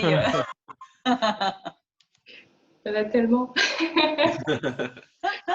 Moi, je dirais d'oser poser toutes les questions, quoi. On est vraiment là pour… Enfin, justement, on débarque, on ne comprend pas grand-chose.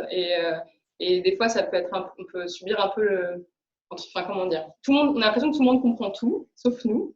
Et des fois, c'est vrai qu'on peut se mettre un peu de côté en se disant bah, je vais essayer de comprendre dans mon coin. Mais en fait, notre rôle, c'est justement de re-questionner, de poser des questions bêtes aussi. En fait, souvent, elles ne sont pas si bêtes que ça. Donc, pour moi, il y a vraiment le truc de faut oser. Et c'est je rejoins un peu ce qu'il disait dans le chat sur le rôle un peu agitateur. Alors, c'était pas ce mot-là qui a été utilisé du designer, mais je pense qu'il faut qu'on ose prendre notre place, qu'on ose poser nos questions, qu'on ose proposer des choses décalées. Et c'est vrai que des fois, quand on arrive, on peut vite se sentir un peu écrasé par le poids de l'administration, par le poids de la complexité, de tout ce qui a déjà été fait avant, et du coup, ce qu'on propose, c'est impossible. Et il faut garder un peu cette motivation et ce courage sur le long terme.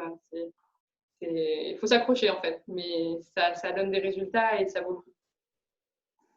Oui, puis je pense que c'est pas grave si on connaît pas tout le domaine administratif ou le domaine, moi, dans le médical, parce que justement, on arrive avec un œil extérieur et souvent, la problématique, c'est de retranscrire par exemple un parcours de patient, de prise en charge, à un usager. Mais si vous-même, en tant que designer, vous n'arrivez pas à comprendre le parcours, vous devez le retranscrire pour des usagers. Donc finalement, en fait, on arrive avec un œil extérieur et on peut re-questionner aussi des pratiques qui sont déjà figées bien dans le temps par les professionnels de santé. Et des fois, ce regard extérieur, il permet de sortir des choses qui n'étaient plus du tout dans les… que plus personne ne remarquait, tellement c'était normal et tellement on est ancré dans les process et dans les petits irritants internes de la collectivité ou de l'administration. Et des fois, ça fait du bien d'avoir quelqu'un qui ne comprend pas grand-chose au départ. Mais il faut attendre pour comprendre plus, quoi. Faut pas hésiter à essayer de tout casser. Moi, souvent, j'ai des groupes avec les porteurs de projets qui viennent avec un parcours ou une chose qu'ils ont imaginé. Parfois, c'est déjà la bonne solution, mais comme on n'en est jamais vraiment sûr, bah, je vais quand même essayer de tout leur casser, de tout remettre en question pour qu'ils soient sûrs du choix qu'ils ont fait et qu'ils comprennent pourquoi est-ce qu'ils ont fait ce choix. Et pas qu'ils se disent bah, c'est comme ça parce que c'est comme ça et on n'est pas vraiment sûr que ce soit la bonne solution. Et moi, je rajouterais aussi une dernière chose. Enfin, je ne suis pas sûr qu'il y ait de conseils à donner. Je pense qu'il faut juste dire aux gens, bah ouais, c'est quand même hyper passionnant en vrai, le service public dans sa diversité. C'est hyper intéressant. On sait à peu près pourquoi on bosse. Et du coup, là, je rejoins ce que disait tout à l'heure Cécile, un peu plus d'optimisme et de positivité. Et puis, en fait, derrière ça, moi, je trouve qu'il y a aussi quelque chose qui anime finalement tout ce qu'on fait. C'est que les services publics, ils sont quand même un peu menacés, moi, je trouve, quand même, dans leur globalité. Dans la marche, alors je ne sais pas si c'est du monde ou du pays, mais ils sont quand même menacés, où on prétend que les services publics ne produisent pas des choses très utiles, qui gaspillent beaucoup d'argent. On ne va pas rentrer dans ce débat-là, mais moi je considère que c'est nécessaire, que c'est utile et que c'est d'autres façons de fonctionner que juste la rentabilité à court terme. Et il y a un vrai besoin, je pense, de designers, de designeuses et d'autres profils aussi pour améliorer ce qui est produit en matière de services, d'équipements, d'expérience, et que véritablement les services publics, bah, en fait, ils produisent du bien dans la vie des gens, quoi. Ce qui n'est pas toujours le cas aujourd'hui, même si ce qui est produit, c'est quand même nécessaire. Et je pense qu'il y a vraiment ce truc-là derrière. Et plutôt qu'un conseil, moi, je dirais, bah ouais, il y a vraiment besoin de tout le monde pour continuer à faire vivre le service public et l'amener à son meilleur, quoi, pour qu'il ne continue pas d'être critiqué comme il peut l'être aujourd'hui et menacé, quoi. Enfin, là, on l'a vu, hein, crise sanitaire sur la question des hôpitaux. Voilà, on s'est quand même rendu compte que bah, finalement, l'hôpital public, c'était utile, quoi. Donc, voilà. Merci. Moi, je veux bien rajouter un petit conseil. Il ne faut pas avoir peur si on ne connaît pas tous les sigles. Oui. Aussi fait. Ça finit par rentrer. Bon, bah, merci pour… Oui ou pas, mais on fait autrement. C'est ça. Bon, on a des petites notes partout avec les sigles, c'est pas grave. Merci à toutes et tous pour les réponses. On va continuer avec les troisièmes temps et les derniers d'ailleurs de cette table ronde. Donc, on va vous demander maintenant de présenter, donc peut-être à tour de rôle, vos rôles, alors avec un S entre parenthèses, parce que ça dépendra de votre réponse, mission et quelques exemples de projets aussi. Donc, voilà, alors peut-être qu'on peut passer sur la slide suivante, je ne sais plus qui est en premier. Voilà, c'est peut-être Cécile, si tu veux prendre la parole. Oui, alors nos rôles, missions, bah, en fait, c'est hyper varié. Enfin, moi, en tout cas, conseil départemental du Val d'Oise. Donc, moi qui n'aime pas la routine, bah, je suis servie, en fait. Parce qu'il n'y a pas 2 journées qui se ressemblent et 2 projets qui se ressemblent. Alors, comme disait Clément tout à l'heure, parfois, on intervient, on est appelé par d'autres directions pour réinterroger la manière dont ils font quelque chose. Ils sentent que ça grippe. On va identifier les freins, on va décortiquer un peu le truc pour savoir comment il marche. Donc, on est là, on conseille en fait, on appuie à la réflexion. Et là, notre meilleur outil, c'est le pourquoi. Pourquoi on fait comme ça et pourquoi. Voilà, c'est d'aller décortiquer un peu tout ça et poser des questions aussi, comme disait Juliette, c'est notre meilleure arme. J'interviens moi aussi sur des formations. On a une formation action au conseil départemental qui s'appelle l'école du management en innovation.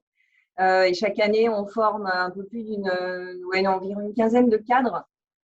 Et on les forme. Attention, on ne les forme pas au design, on ne prétend pas faire des designers. En revanche, on leur montre les nouveaux métiers, on leur fait pratiquer et on fait avec eux sur des actions, ce qui fait que quand ils se retrouvent dans leur travail quotidien face à des situations, des interrogations autour de l'expérience utilisateur, autour d'une amélioration ou d'une conception quelconque, là, ils auront le truc pour se dire, tiens, là, il faut que je fasse appel à un designer. Là, il faut que je fasse appel à telle ou telle compétence. Ce n'est pas que du design d'ailleurs, parce qu'on travaille avec des sociologues, on travaille avec, j'en parlais, un data scientist, un spécialiste en lean management. Et donc, voilà, il y a toute cette partie acculturation et d'ouverture sur des nouveaux métiers. Et puis, sur quoi on a travaillé aussi sur les collèges, sur l'amélioration des sanitaires dans les collèges. Donc, on est en train de lancer 5 expérimentations de nouvelles manières de concevoir les toilettes des collèges. Donc, et ça, je sais que c'est un projet qu'on retrouve dans les régions, qu'on retrouve beaucoup dans les métropoles aussi. Et les cours de récré aussi sont concernés. On a quand même les mêmes cours de récré depuis des dizaines et plus de nombreuses décennies. Donc, on retravaille ça aussi. Et puis, complètement différemment, on va travailler sur de la mobilité douce, inciter les gens à changer leur manière de se déplacer. Voilà, dans le champ social, améliorer l'accueil, on en a parlé pas mal aussi. Et puis, la photo qui est là aussi, c'était pour illustrer toute cette valeur ajoutée qu'a le designer dont on a parlé déjà, d'être en capacité de matérialiser une situation, de matérialiser un parcours, Là, c'était un projet d'implantation, donc de réimplantation assez lourd de nos services sur l'ensemble de l'agglomération de Cergy-Pontoise.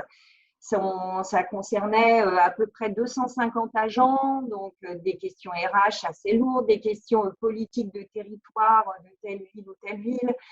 Bon, énormément de paramètres, mais au milieu de tout ça, il nous fallait quand même recueillir l'expérience de nos agents, de leur métier.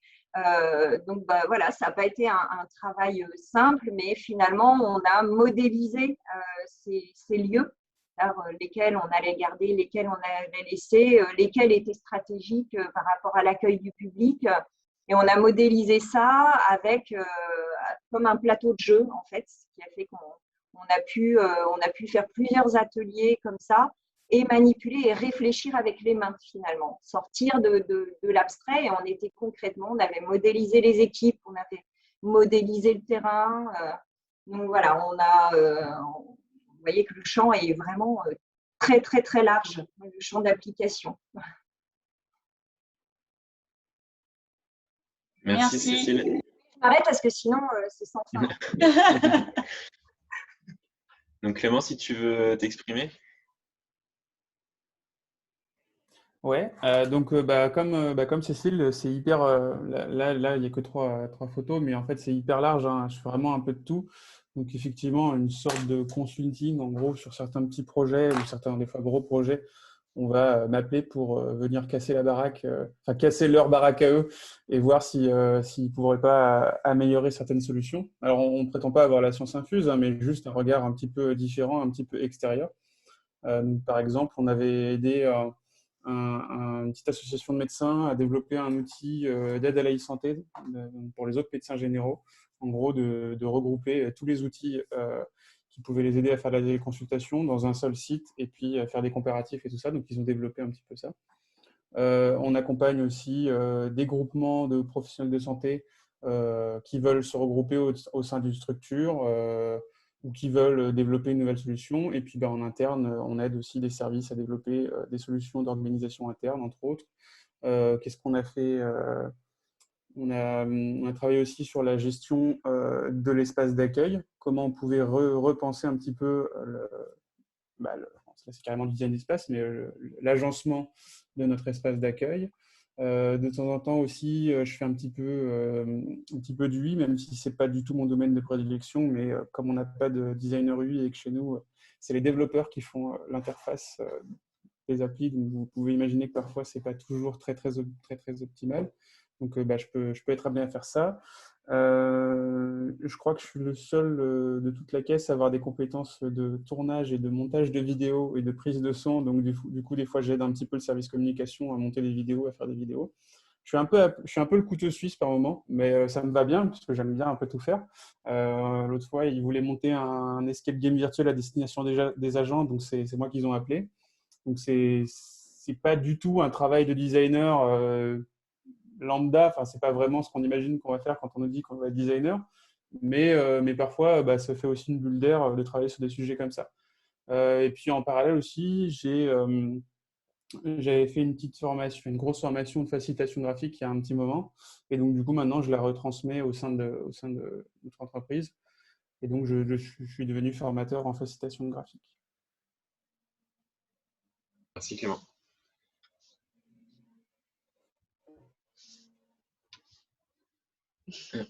Ah ouais. Juliette.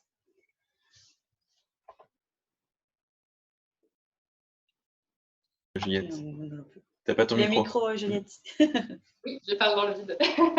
Donc, je disais que ça rejoint beaucoup ce que disent Cécile et Clément. Moi aussi, c'est extrêmement polyvalent. J'interviens à la fois sur des projets qui sont internes, où nos usagers, c'est les usagères, c'est les agents et les agentes de la collectivité. Parfois, ça va être des projets à destination des citoyens, des usagers finaux. Ça peut être des entreprises, des associations. C'est très, très, très vaste dans les destinataires et aussi dans ce qu'on va concevoir dans la démarche du design. Donc là, on a quelques exemples.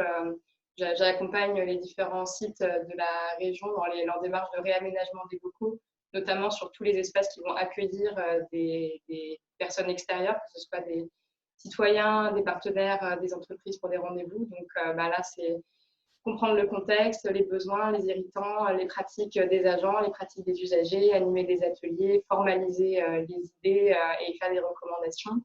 Je peux intervenir sur des projets qui sont portés par des agents au sein de leur direction pour les aider dans certaines phases du projet. Par exemple, on a une équipe à la direction, au pôle patrimoine, au service patrimoine de la région qui veut faire l'inventaire de tout le patrimoine breton, donc les vieilles églises, les corps de ferme, les croix sur le bord de la route, qui voulait mener une démarche de recensement participatif, qui voulait créer une appli. Et donc, moi, je les ai aidés dans le prototypage et le test et l'évaluation du concept pour voir si ça valait le coup d'aller plus loin.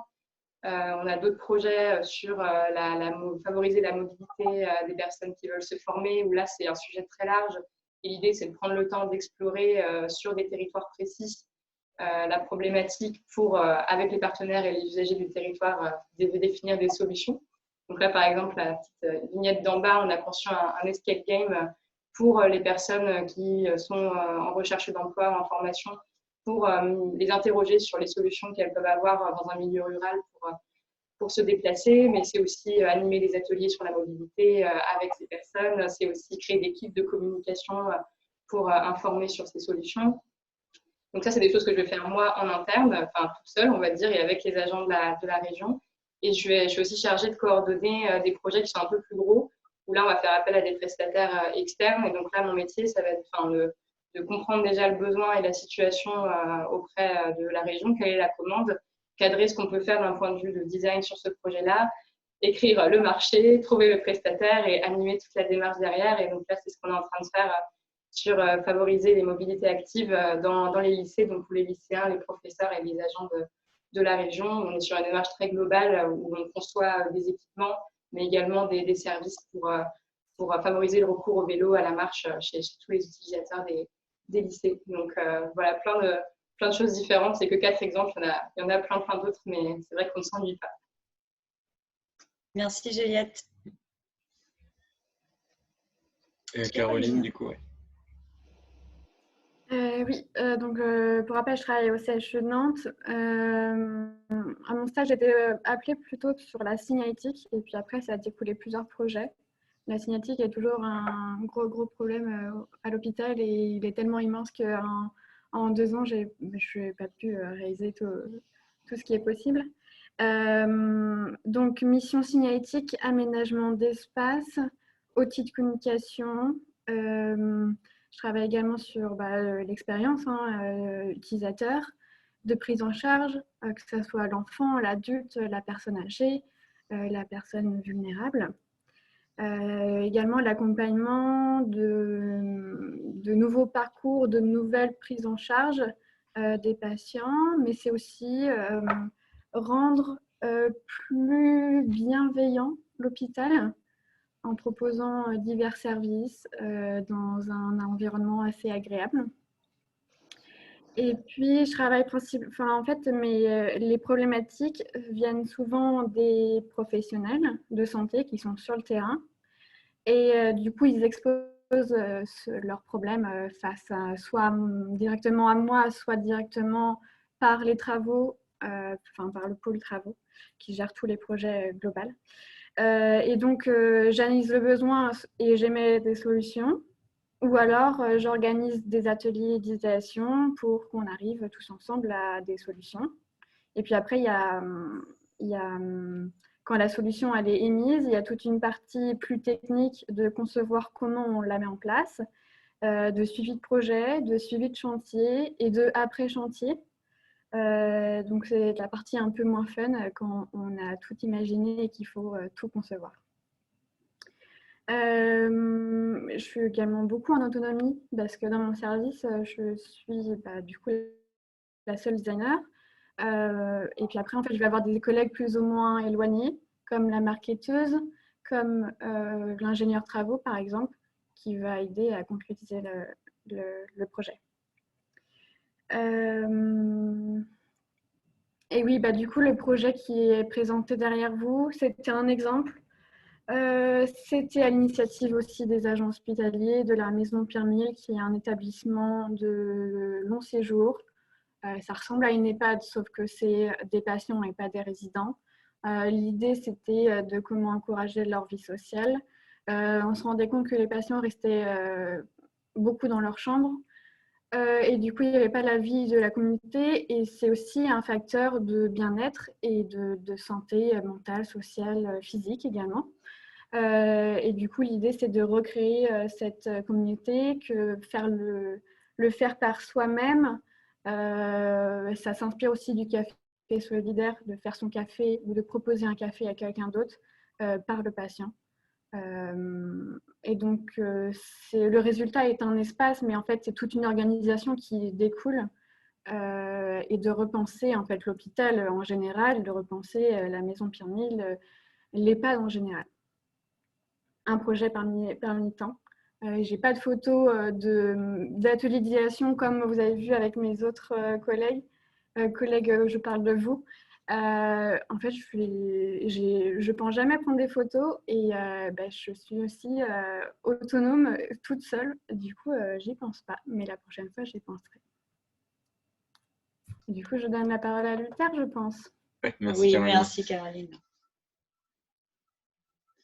Merci. Ça, du coup, c'est un peu nos locaux à la métropole européenne de Lille. Donc, en gros, on est une petite équipe de 3 personnes qui se trouve au sein d'une direction qui s'appelle culture interne et managériale. Et en fait, ça a du sens parce que la mission qui est la nôtre, de façon un peu générale, c'est de transformer l'organisation et de faire du design et de l'intelligence collective des composantes de la culture interne. Donc effectivement, l'idée, c'est pas que tout le monde devienne designer, mais c'est que tous les agents, toutes les directions aient un petit peu dans leur champ de vision cette question des usages, la question de l'expérience utilisateur, de la créativité, et que chaque fois qu'un projet est lancé, elles aient le réflexe d'intégrer des pratiques d'intelligence collective, mais surtout d'intégrer des pratiques et des méthodes de design au projet. La métropole, elle a des compétences assez larges.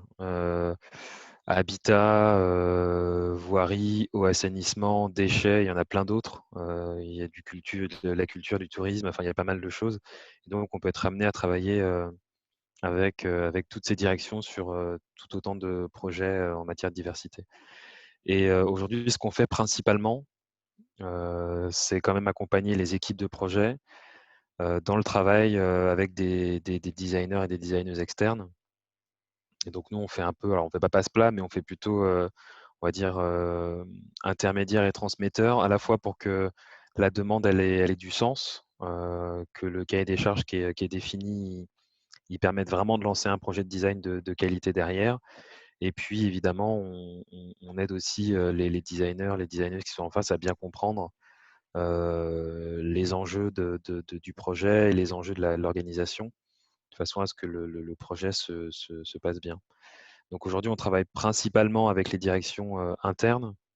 Et là, avec l'arrivée d'un nouveau directeur général des services, on va être un peu plus autorisé à travailler avec les communes. Et la métropole européenne de Lille, en gros, c'est un regroupement de 95 communes qui du coup mutualisent les compétences dont je vous ai parlé un petit peu avant. Donc ça fait quand même pas mal de monde en matière d'impact. Et on va travailler de plus en plus aussi avec les communes. Et idéalement, nous, ce qu'on cherche à faire, c'est voilà, on va dire à horizon 1 an, c'est vraiment à développer les projets qu'on va vraiment gérer nous en interne, c'est-à-dire plus via de la prestation, mais avec les compétences et les ressources qu'on a dans l'équipe. Mais voilà, ça prend un petit peu de temps. Et on travaille aussi sur des sujets, on va dire, qui sont liés à l'organisation, qui sont des sujets internes, c'est-à-dire qui ne sont pas directement de la politique publique. En fait, nous, quand on explique ce qu'on fait, on explique qu'on travaille à la fois sur le produit, c'est-à-dire ce que l'administration produit, ce qu'elle sort. Donc, ça peut être des services, ça peut être des équipements, des espaces, des produits numériques. Voilà, il y a tout un tas de choses. Mais on essaie de travailler aussi sur la machine. Et ça, c'est vraiment, du coup, la boîte dans laquelle on est, la façon dont elle fonctionne, la façon dont elle s'organise, dont elle gère les projets, dont elle conduit les projets. Donc on aime bien cette analogie un peu industrielle, la machine et le produit. Ça permet très vite en fait, de bien faire comprendre les choses. Et en fait, on considère qu'on va avoir du mal en fait, à changer le produit si on ne change pas la machine, quoi. Et le parti qu'on prend aussi, c'est de faire un minimum de sensibilisation, c'est-à-dire d'éviter de faire des confs ou des trucs comme ça. C'est de passer le plus possible par le faire et par le projet, parce que c'est là qu'on se rend compte qu'il y a vraiment des épiphanies et des gens qui vont d'un coup comprendre le sens de la démarche et vraiment accepter ça et se l'approprier et se dire bah ouais, voilà, je fais partie du sujet, je fais partie aussi du design et je peux aussi le porter dans un projet futur. Voilà, donc ça c'est ce qu'on fait aujourd'hui en matière de design au niveau de la métropole. Et donc on a des projets de voirie avec le réaménagement de certaines rues aux abords de certaines écoles, par exemple. On a des projets autour de l'alimentation. On a des projets autour de l'accès au musée, où par exemple on part d'un projet où en fait le constat c'est de dire qu'il y a des populations qui restent très éloignées, comme on dit, de la pratique muséale, en vrai, qui vont pas dans les musées, quoi.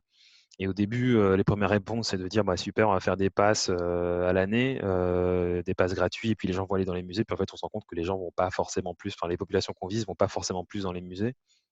Et petit à petit, en fait, se pose cette problématique de bah, pourquoi les gens viennent pas, quoi. Et donc, on avance là-dedans, et en fait, petit à petit, on se rend compte que bah, les gens, ils se sentent pas tout à fait légitimes. Quand je dis les gens, c'est des populations, les fameuses populations tenues éloignées de la pratique muséale. Une super longue phrase. Et en fait, on se rend compte que bah, ces populations, elles ne se sentent pas légitimes à aller dans un musée, c'est pas nécessairement dans leurs habitudes, qu'il y a un effet repoussoir parce que bah, voilà, c'est vu comme une institution un peu surplombante. Et donc, d'un coup, là, on commence à rentrer dans le dur, qui est bah, comment est-ce qu'on met les musées ou comment est-ce qu'on travaille cette accessibilité, comment est-ce que on travaille l'assurance des gens pour qu'ils y aillent, ou est-ce qu'il faut déplacer les contenus. Enfin voilà, donc là on commence à rentrer dans le dur du sujet. C'est ce type de projet-là qu'on mène. Là, on a démarré un projet sur la question de l'économie d'eau. Enfin voilà, on a des sujets hyper variés, hyper intéressants. Et la frustration que je peux avoir aujourd'hui, c'est qu'en réalité, je ne les traite pas directement et que je suis encore en pilotage avec l'équipe sur de la prestation, quoi. Voilà, mais j'ai bon espoir qu'on se développe un peu plus et qu'on gère une partie des sujets directement avec l'équipe, quoi. Voilà. Merci, merci pour vos réponses. On va passer directement à une question qui était posée dans le chat tout à l'heure, qui nous semble intéressante. Et, bah, vu les temps, je pense que ça sera la dernière. C'était la question de Bénédicte qui a voulu poser l'éléphant dans la salle en disant « Qu'est-ce que vous pensez du design thinking ?»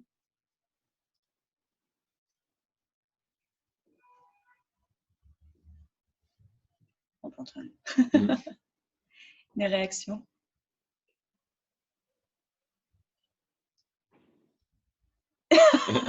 Bon, ok. Ça dépend. C'est quoi le design thinking? Voilà, c'est ça. C'est quoi le design thinking selon vous? Faut aussi de répondre à ça. Hein. Parce que je pense que le design thinking, on a tous lu la définition un jour. Enfin, c'est une méthodologie qui a été développée, alors je ne sais plus exactement par qui ni quand. Je crois que c'est IDEO, je crois. Ouais, c'est IDEO dans les années 80, si je ne dis pas de bêtises, ou 90. Donc, si on prend le design thinking au pied de la lettre, c'est une méthodologie quand même assez précise. Maintenant, ce que les gens entendent par design thinking aujourd'hui, c'est coller des post-it sur un tableau et puis s'approcher des usagers. Donc, ce qu'on en pense, je ne sais pas. Moi, ce que j'en pense, c'est que ça dépend ce qu'on voit dans le design thinking. Effectivement, les post-it et les tableaux, c'est parfois assez utile pour modéliser ce que disent les gens, surtout quand ils sont plusieurs, et ça leur permet aussi de s'aligner sur une façon de voir les choses. Maintenant, je ne pense pas pratiquer la méthodologie design thinking réellement au pied de la lettre. Maintenant, on utilise le design et on le pense, donc on fait du design thinking. Oui, puis je rajoute, en fait, je pense que chacun crée une méthode, enfin, pas créer une méthode, mais s'approprie une méthode. Et oui, c'est inspiré du design thinking. Oui, enfin, c'est suivant aussi la collectivité, suivant le service, suivant un sujet. Et bien sûr, on utilise des outils issus de cette pratique. Et puis aussi, c'est la personnalité de chacun qui fait qu'il va plus travailler de telle façon qu'une autre. Moi, le design thinking, c'est un peu la zone grise. c'est à la fois super parce que ça a quand même démocratisé le design et maintenant, il y a plein de gens qui ne posent plus trop la question de pourquoi il y a des designers dans certaines entreprises ou dans le secteur public, donc ça c'est bien. Mais par contre, en effet, la déformation de la méthode de design thinking en atelier post-it et on invente les usagers et on les projette dans notre tête et tous ces petites transformations de la méthode qui font qu'au final, on n'est plus vraiment centré usager, on imagine les usagers et on fait des projets qui ne sont plus du tout centrés usagers au final. C'est assez risqué parce que on peut se retrouver sur un faux projet avec des faux problèmes, des fausses réponses et investir du temps et de l'argent pour des trucs qui ne vont pas fonctionner. Donc, moi, je conseillerais de faire bien attention et se méfier de qui propose ce genre de démarche, la philosophie des personnes qui vous les proposent, leur parcours derrière pour s'assurer que ces méthodes elles sont bien utilisées pour le bon objectif et pas juste pour faire un petit atelier sympa et imaginer des solutions vite fait, quoi. Parce que ça ne marche pas en général. Ouais, moi je suis assez d'accord avec ça et je souscris d'autant plus aux propos de Clément, c'est que moi je me demande si les designers font vraiment du design thinking. Je pense que les designers ils font du design et ceux qui font du design thinking souvent c'est pas des designers et j'ai l'impression qu'effectivement comme tu le disais Clément, hein, c'est vraiment une méthode qui a été packagée voilà, par IDEO et voilà c'est packagé donc c'est facile à vendre aussi et c'est facile à acheter, facile à consommer au final. Et en même temps, ouais, c'est vrai, comme tu le disais aussi, Cécile, c'est de la vulgarisation, mais c'est vrai que j'ai toujours du mal à mettre le doigt précisément sur ce que c'est parce que moi, j'ai pas l'impression d'en faire. J'ai l'impression juste de faire mon métier. Et les gens qui m'en parlent et qui disent en faire, j'ai l'impression que c'est surtout des gens qui sont pas designers, quoi, souvent. Et alors après, on peut débattre pas mal de fois longtemps sur le design thinking. Moi, je crois que le vrai risque de ce truc-là, c'est que ça laisse croire à certaines personnes qu'on peut se passer de designer et designeuse, quoi. Et des fois, moi j'ai vu des agences, alors je ne mentionnerai pas les noms, hein, mais moi j'ai vu des agences de design, il n'y a pas de designer, quoi. Il n'y a pas de designer, pas de designeuse, il n'y avait que des gens qui venaient d'écoles d'ingé ou d'écoles de business, mais c'était une agence de design qui faisait du design thinking. Et voilà, et ça, je crois que c'est vraiment le vrai risque de ce truc-là, que parfois je ne comprends pas tout à fait, quoi. Voilà. Ouais, le domaine du design est déjà très, très obscur pour beaucoup de personnes. Donc, effectivement, ça a eu l'avantage par la vulgarisation, comprendre certaines méthodes, mais c'est devenu une méthode alors que nous, on a une démarche. Enfin, c'est pas pour rien qu'on fait quand même de nombreuses années d'études. Il y a toute la partie sciences cognitives aussi, de la vraie connaissance du contact avec l'humain et son vécu, ses usages, son expérience, qu'il n'y a pas du tout dans le design thinking. Donc, ok, si ça peut permettre d'ouvrir la porte sur une manière de penser et de concevoir, mais le problème, c'est qu'il ne faut pas s'arrêter là. Et souvent, comme disait Luther, certaines institutions, qu'elles soient privées ou publiques, hein, peu importe, s'arrêtent là parce que c'est plus facile, parce que oui, ça a été bien packagé.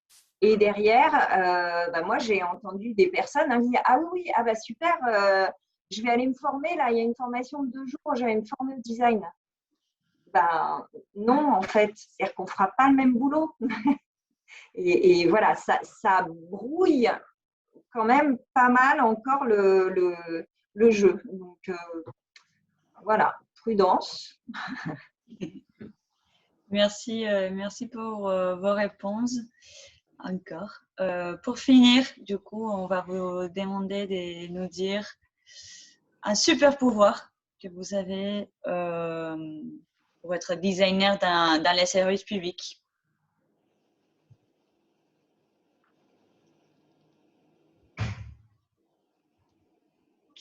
Quelqu'un veut se lancer ou Moi, je veux bien me lancer. Allez, hein, je vais un super pouvoir, mais disons que ça peut être, par rapport à ce que je disais tout à l'heure, mon enthousiasme. Voilà, c'est un bon moyen. Et puis, non, sinon, c'est le plaisir de jouer avec la contrainte. Ça peut être ça, un super pouvoir aussi. C'est des bons super pouvoirs quand même. Hein. Avec Clément, à toi. Allez, j'enchaîne. Moi, je pense que vous l'avez deviné parce que je l'ai répété pas mal de fois, mais je pense que mon super pouvoir, c'est la polyvalence. C'est parce que, comme je le dis, dans mon entreprise, je suis un peu le couteau suisse. Donc, heureusement que j'ai ce super pouvoir pour me sortir de certaines situations ou même penser différemment en me servant d'une autre discipline. Mais c'est aussi un peu le talon d'Achille parce que forcément, si on n'est pas trop mauvais partout, on est expert nulle part. Donc, si on me demande d'être hyper pointu sur un domaine d'application, forcément, il y a de grandes chances que je puisse pas répondre aux attentes. Mais globalement, on me demande pas trop souvent d'être hyper pointu, on me demande plutôt d'essayer de démêler un sujet complexe. Donc là, ça passe. Je continue. Alors, il n'y a pas de super pouvoir pour devenir designer, mais ce qui ressort des agents hospitaliers pour ma part, c'est de concrétiser les idées, de rendre possible leur imaginaire, leurs idées. C'est un peu beau comme ça. Mais en fait, c'est de donner des moyens aux agents hospitaliers qui sont sur le terrain, qui sont confrontés à des problématiques et qui ne savent pas comment y remédier. Et ouais, je pense que c'est ça, concrétiser les idées.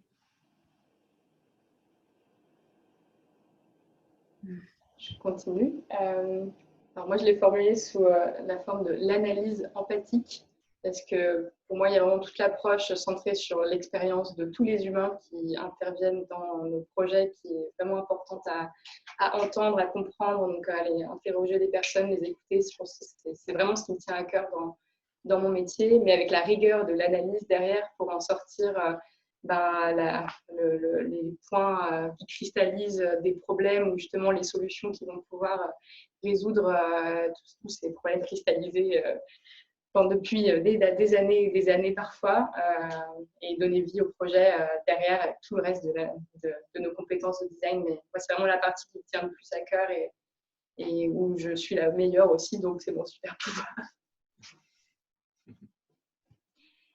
Merci. Luther, à toi. C'était bien que tu dises tous les humains, Juliette. Je trouve que c'était intéressant parce qu'on n'a pas assez parlé aussi de l'expérience des agents qui produisent les services et qui est aussi un truc sur lequel on bosse. Bref. Ouais, moi, mon super pouvoir, c'est la curiosité, je pense. Parce que ça fait que je trouve toujours tout intéressant et même des sujets des fois qui sont un peu voilà. Et je pense que ça me permet de. Ouais, là, je travaille sur un sujet de badgeuse. Voilà, bref, je vous passe les détails. Et bref, je pense que la curiosité, enfin, en tout cas, c'est mon super pouvoir. Ça me permet de trouver tout intéressant et de rentrer dans plein de projets différents. Et je trouve ça cool. Voilà. C'est super. Est-ce que je peux Vas-y. Une phrase que je trouvais intéressante, enfin, pour mieux bien comprendre ce qu'on fait dans le design en collectivité, c'était une collègue du réseau qui l'avait donné, mais je ne sais plus qui, donc je ne pourrais pas la citer, mais que le designer en collectivité, on a un peu l'équivalent du médecin généraliste en fait. On a plein de choses, on connaît plein de choses, on est assez curieux, on travaille un peu avec tout le monde, mais comme disait Clément, on n'est pas des experts et on n'est pas pointus, on n'est pas des chirurgiens, on n'est pas des dermatos, on n'est pas des psychologues. Faut pas nous demander d'opérer à cœur ouvert, quoi. et je trouve que c'est une bonne image pour comprendre un peu comment on travaille et comment on intervient dans le service public, en intégré en tout cas. Top. Bon, merci beaucoup. Merci à toutes les personnes qui ont été présentes aujourd'hui. On était une 50aine, donc super pour une première table ronde du réseau. On est très contents. Et merci pour les échanges et pour les questions qui étaient super intéressantes. Et puis donc du coup, comme on le disait en introduction, n'hésitez pas à vous inscrire aux deux tables rondes qui suivent, donc vendredi 17 et vendredi 24 septembre.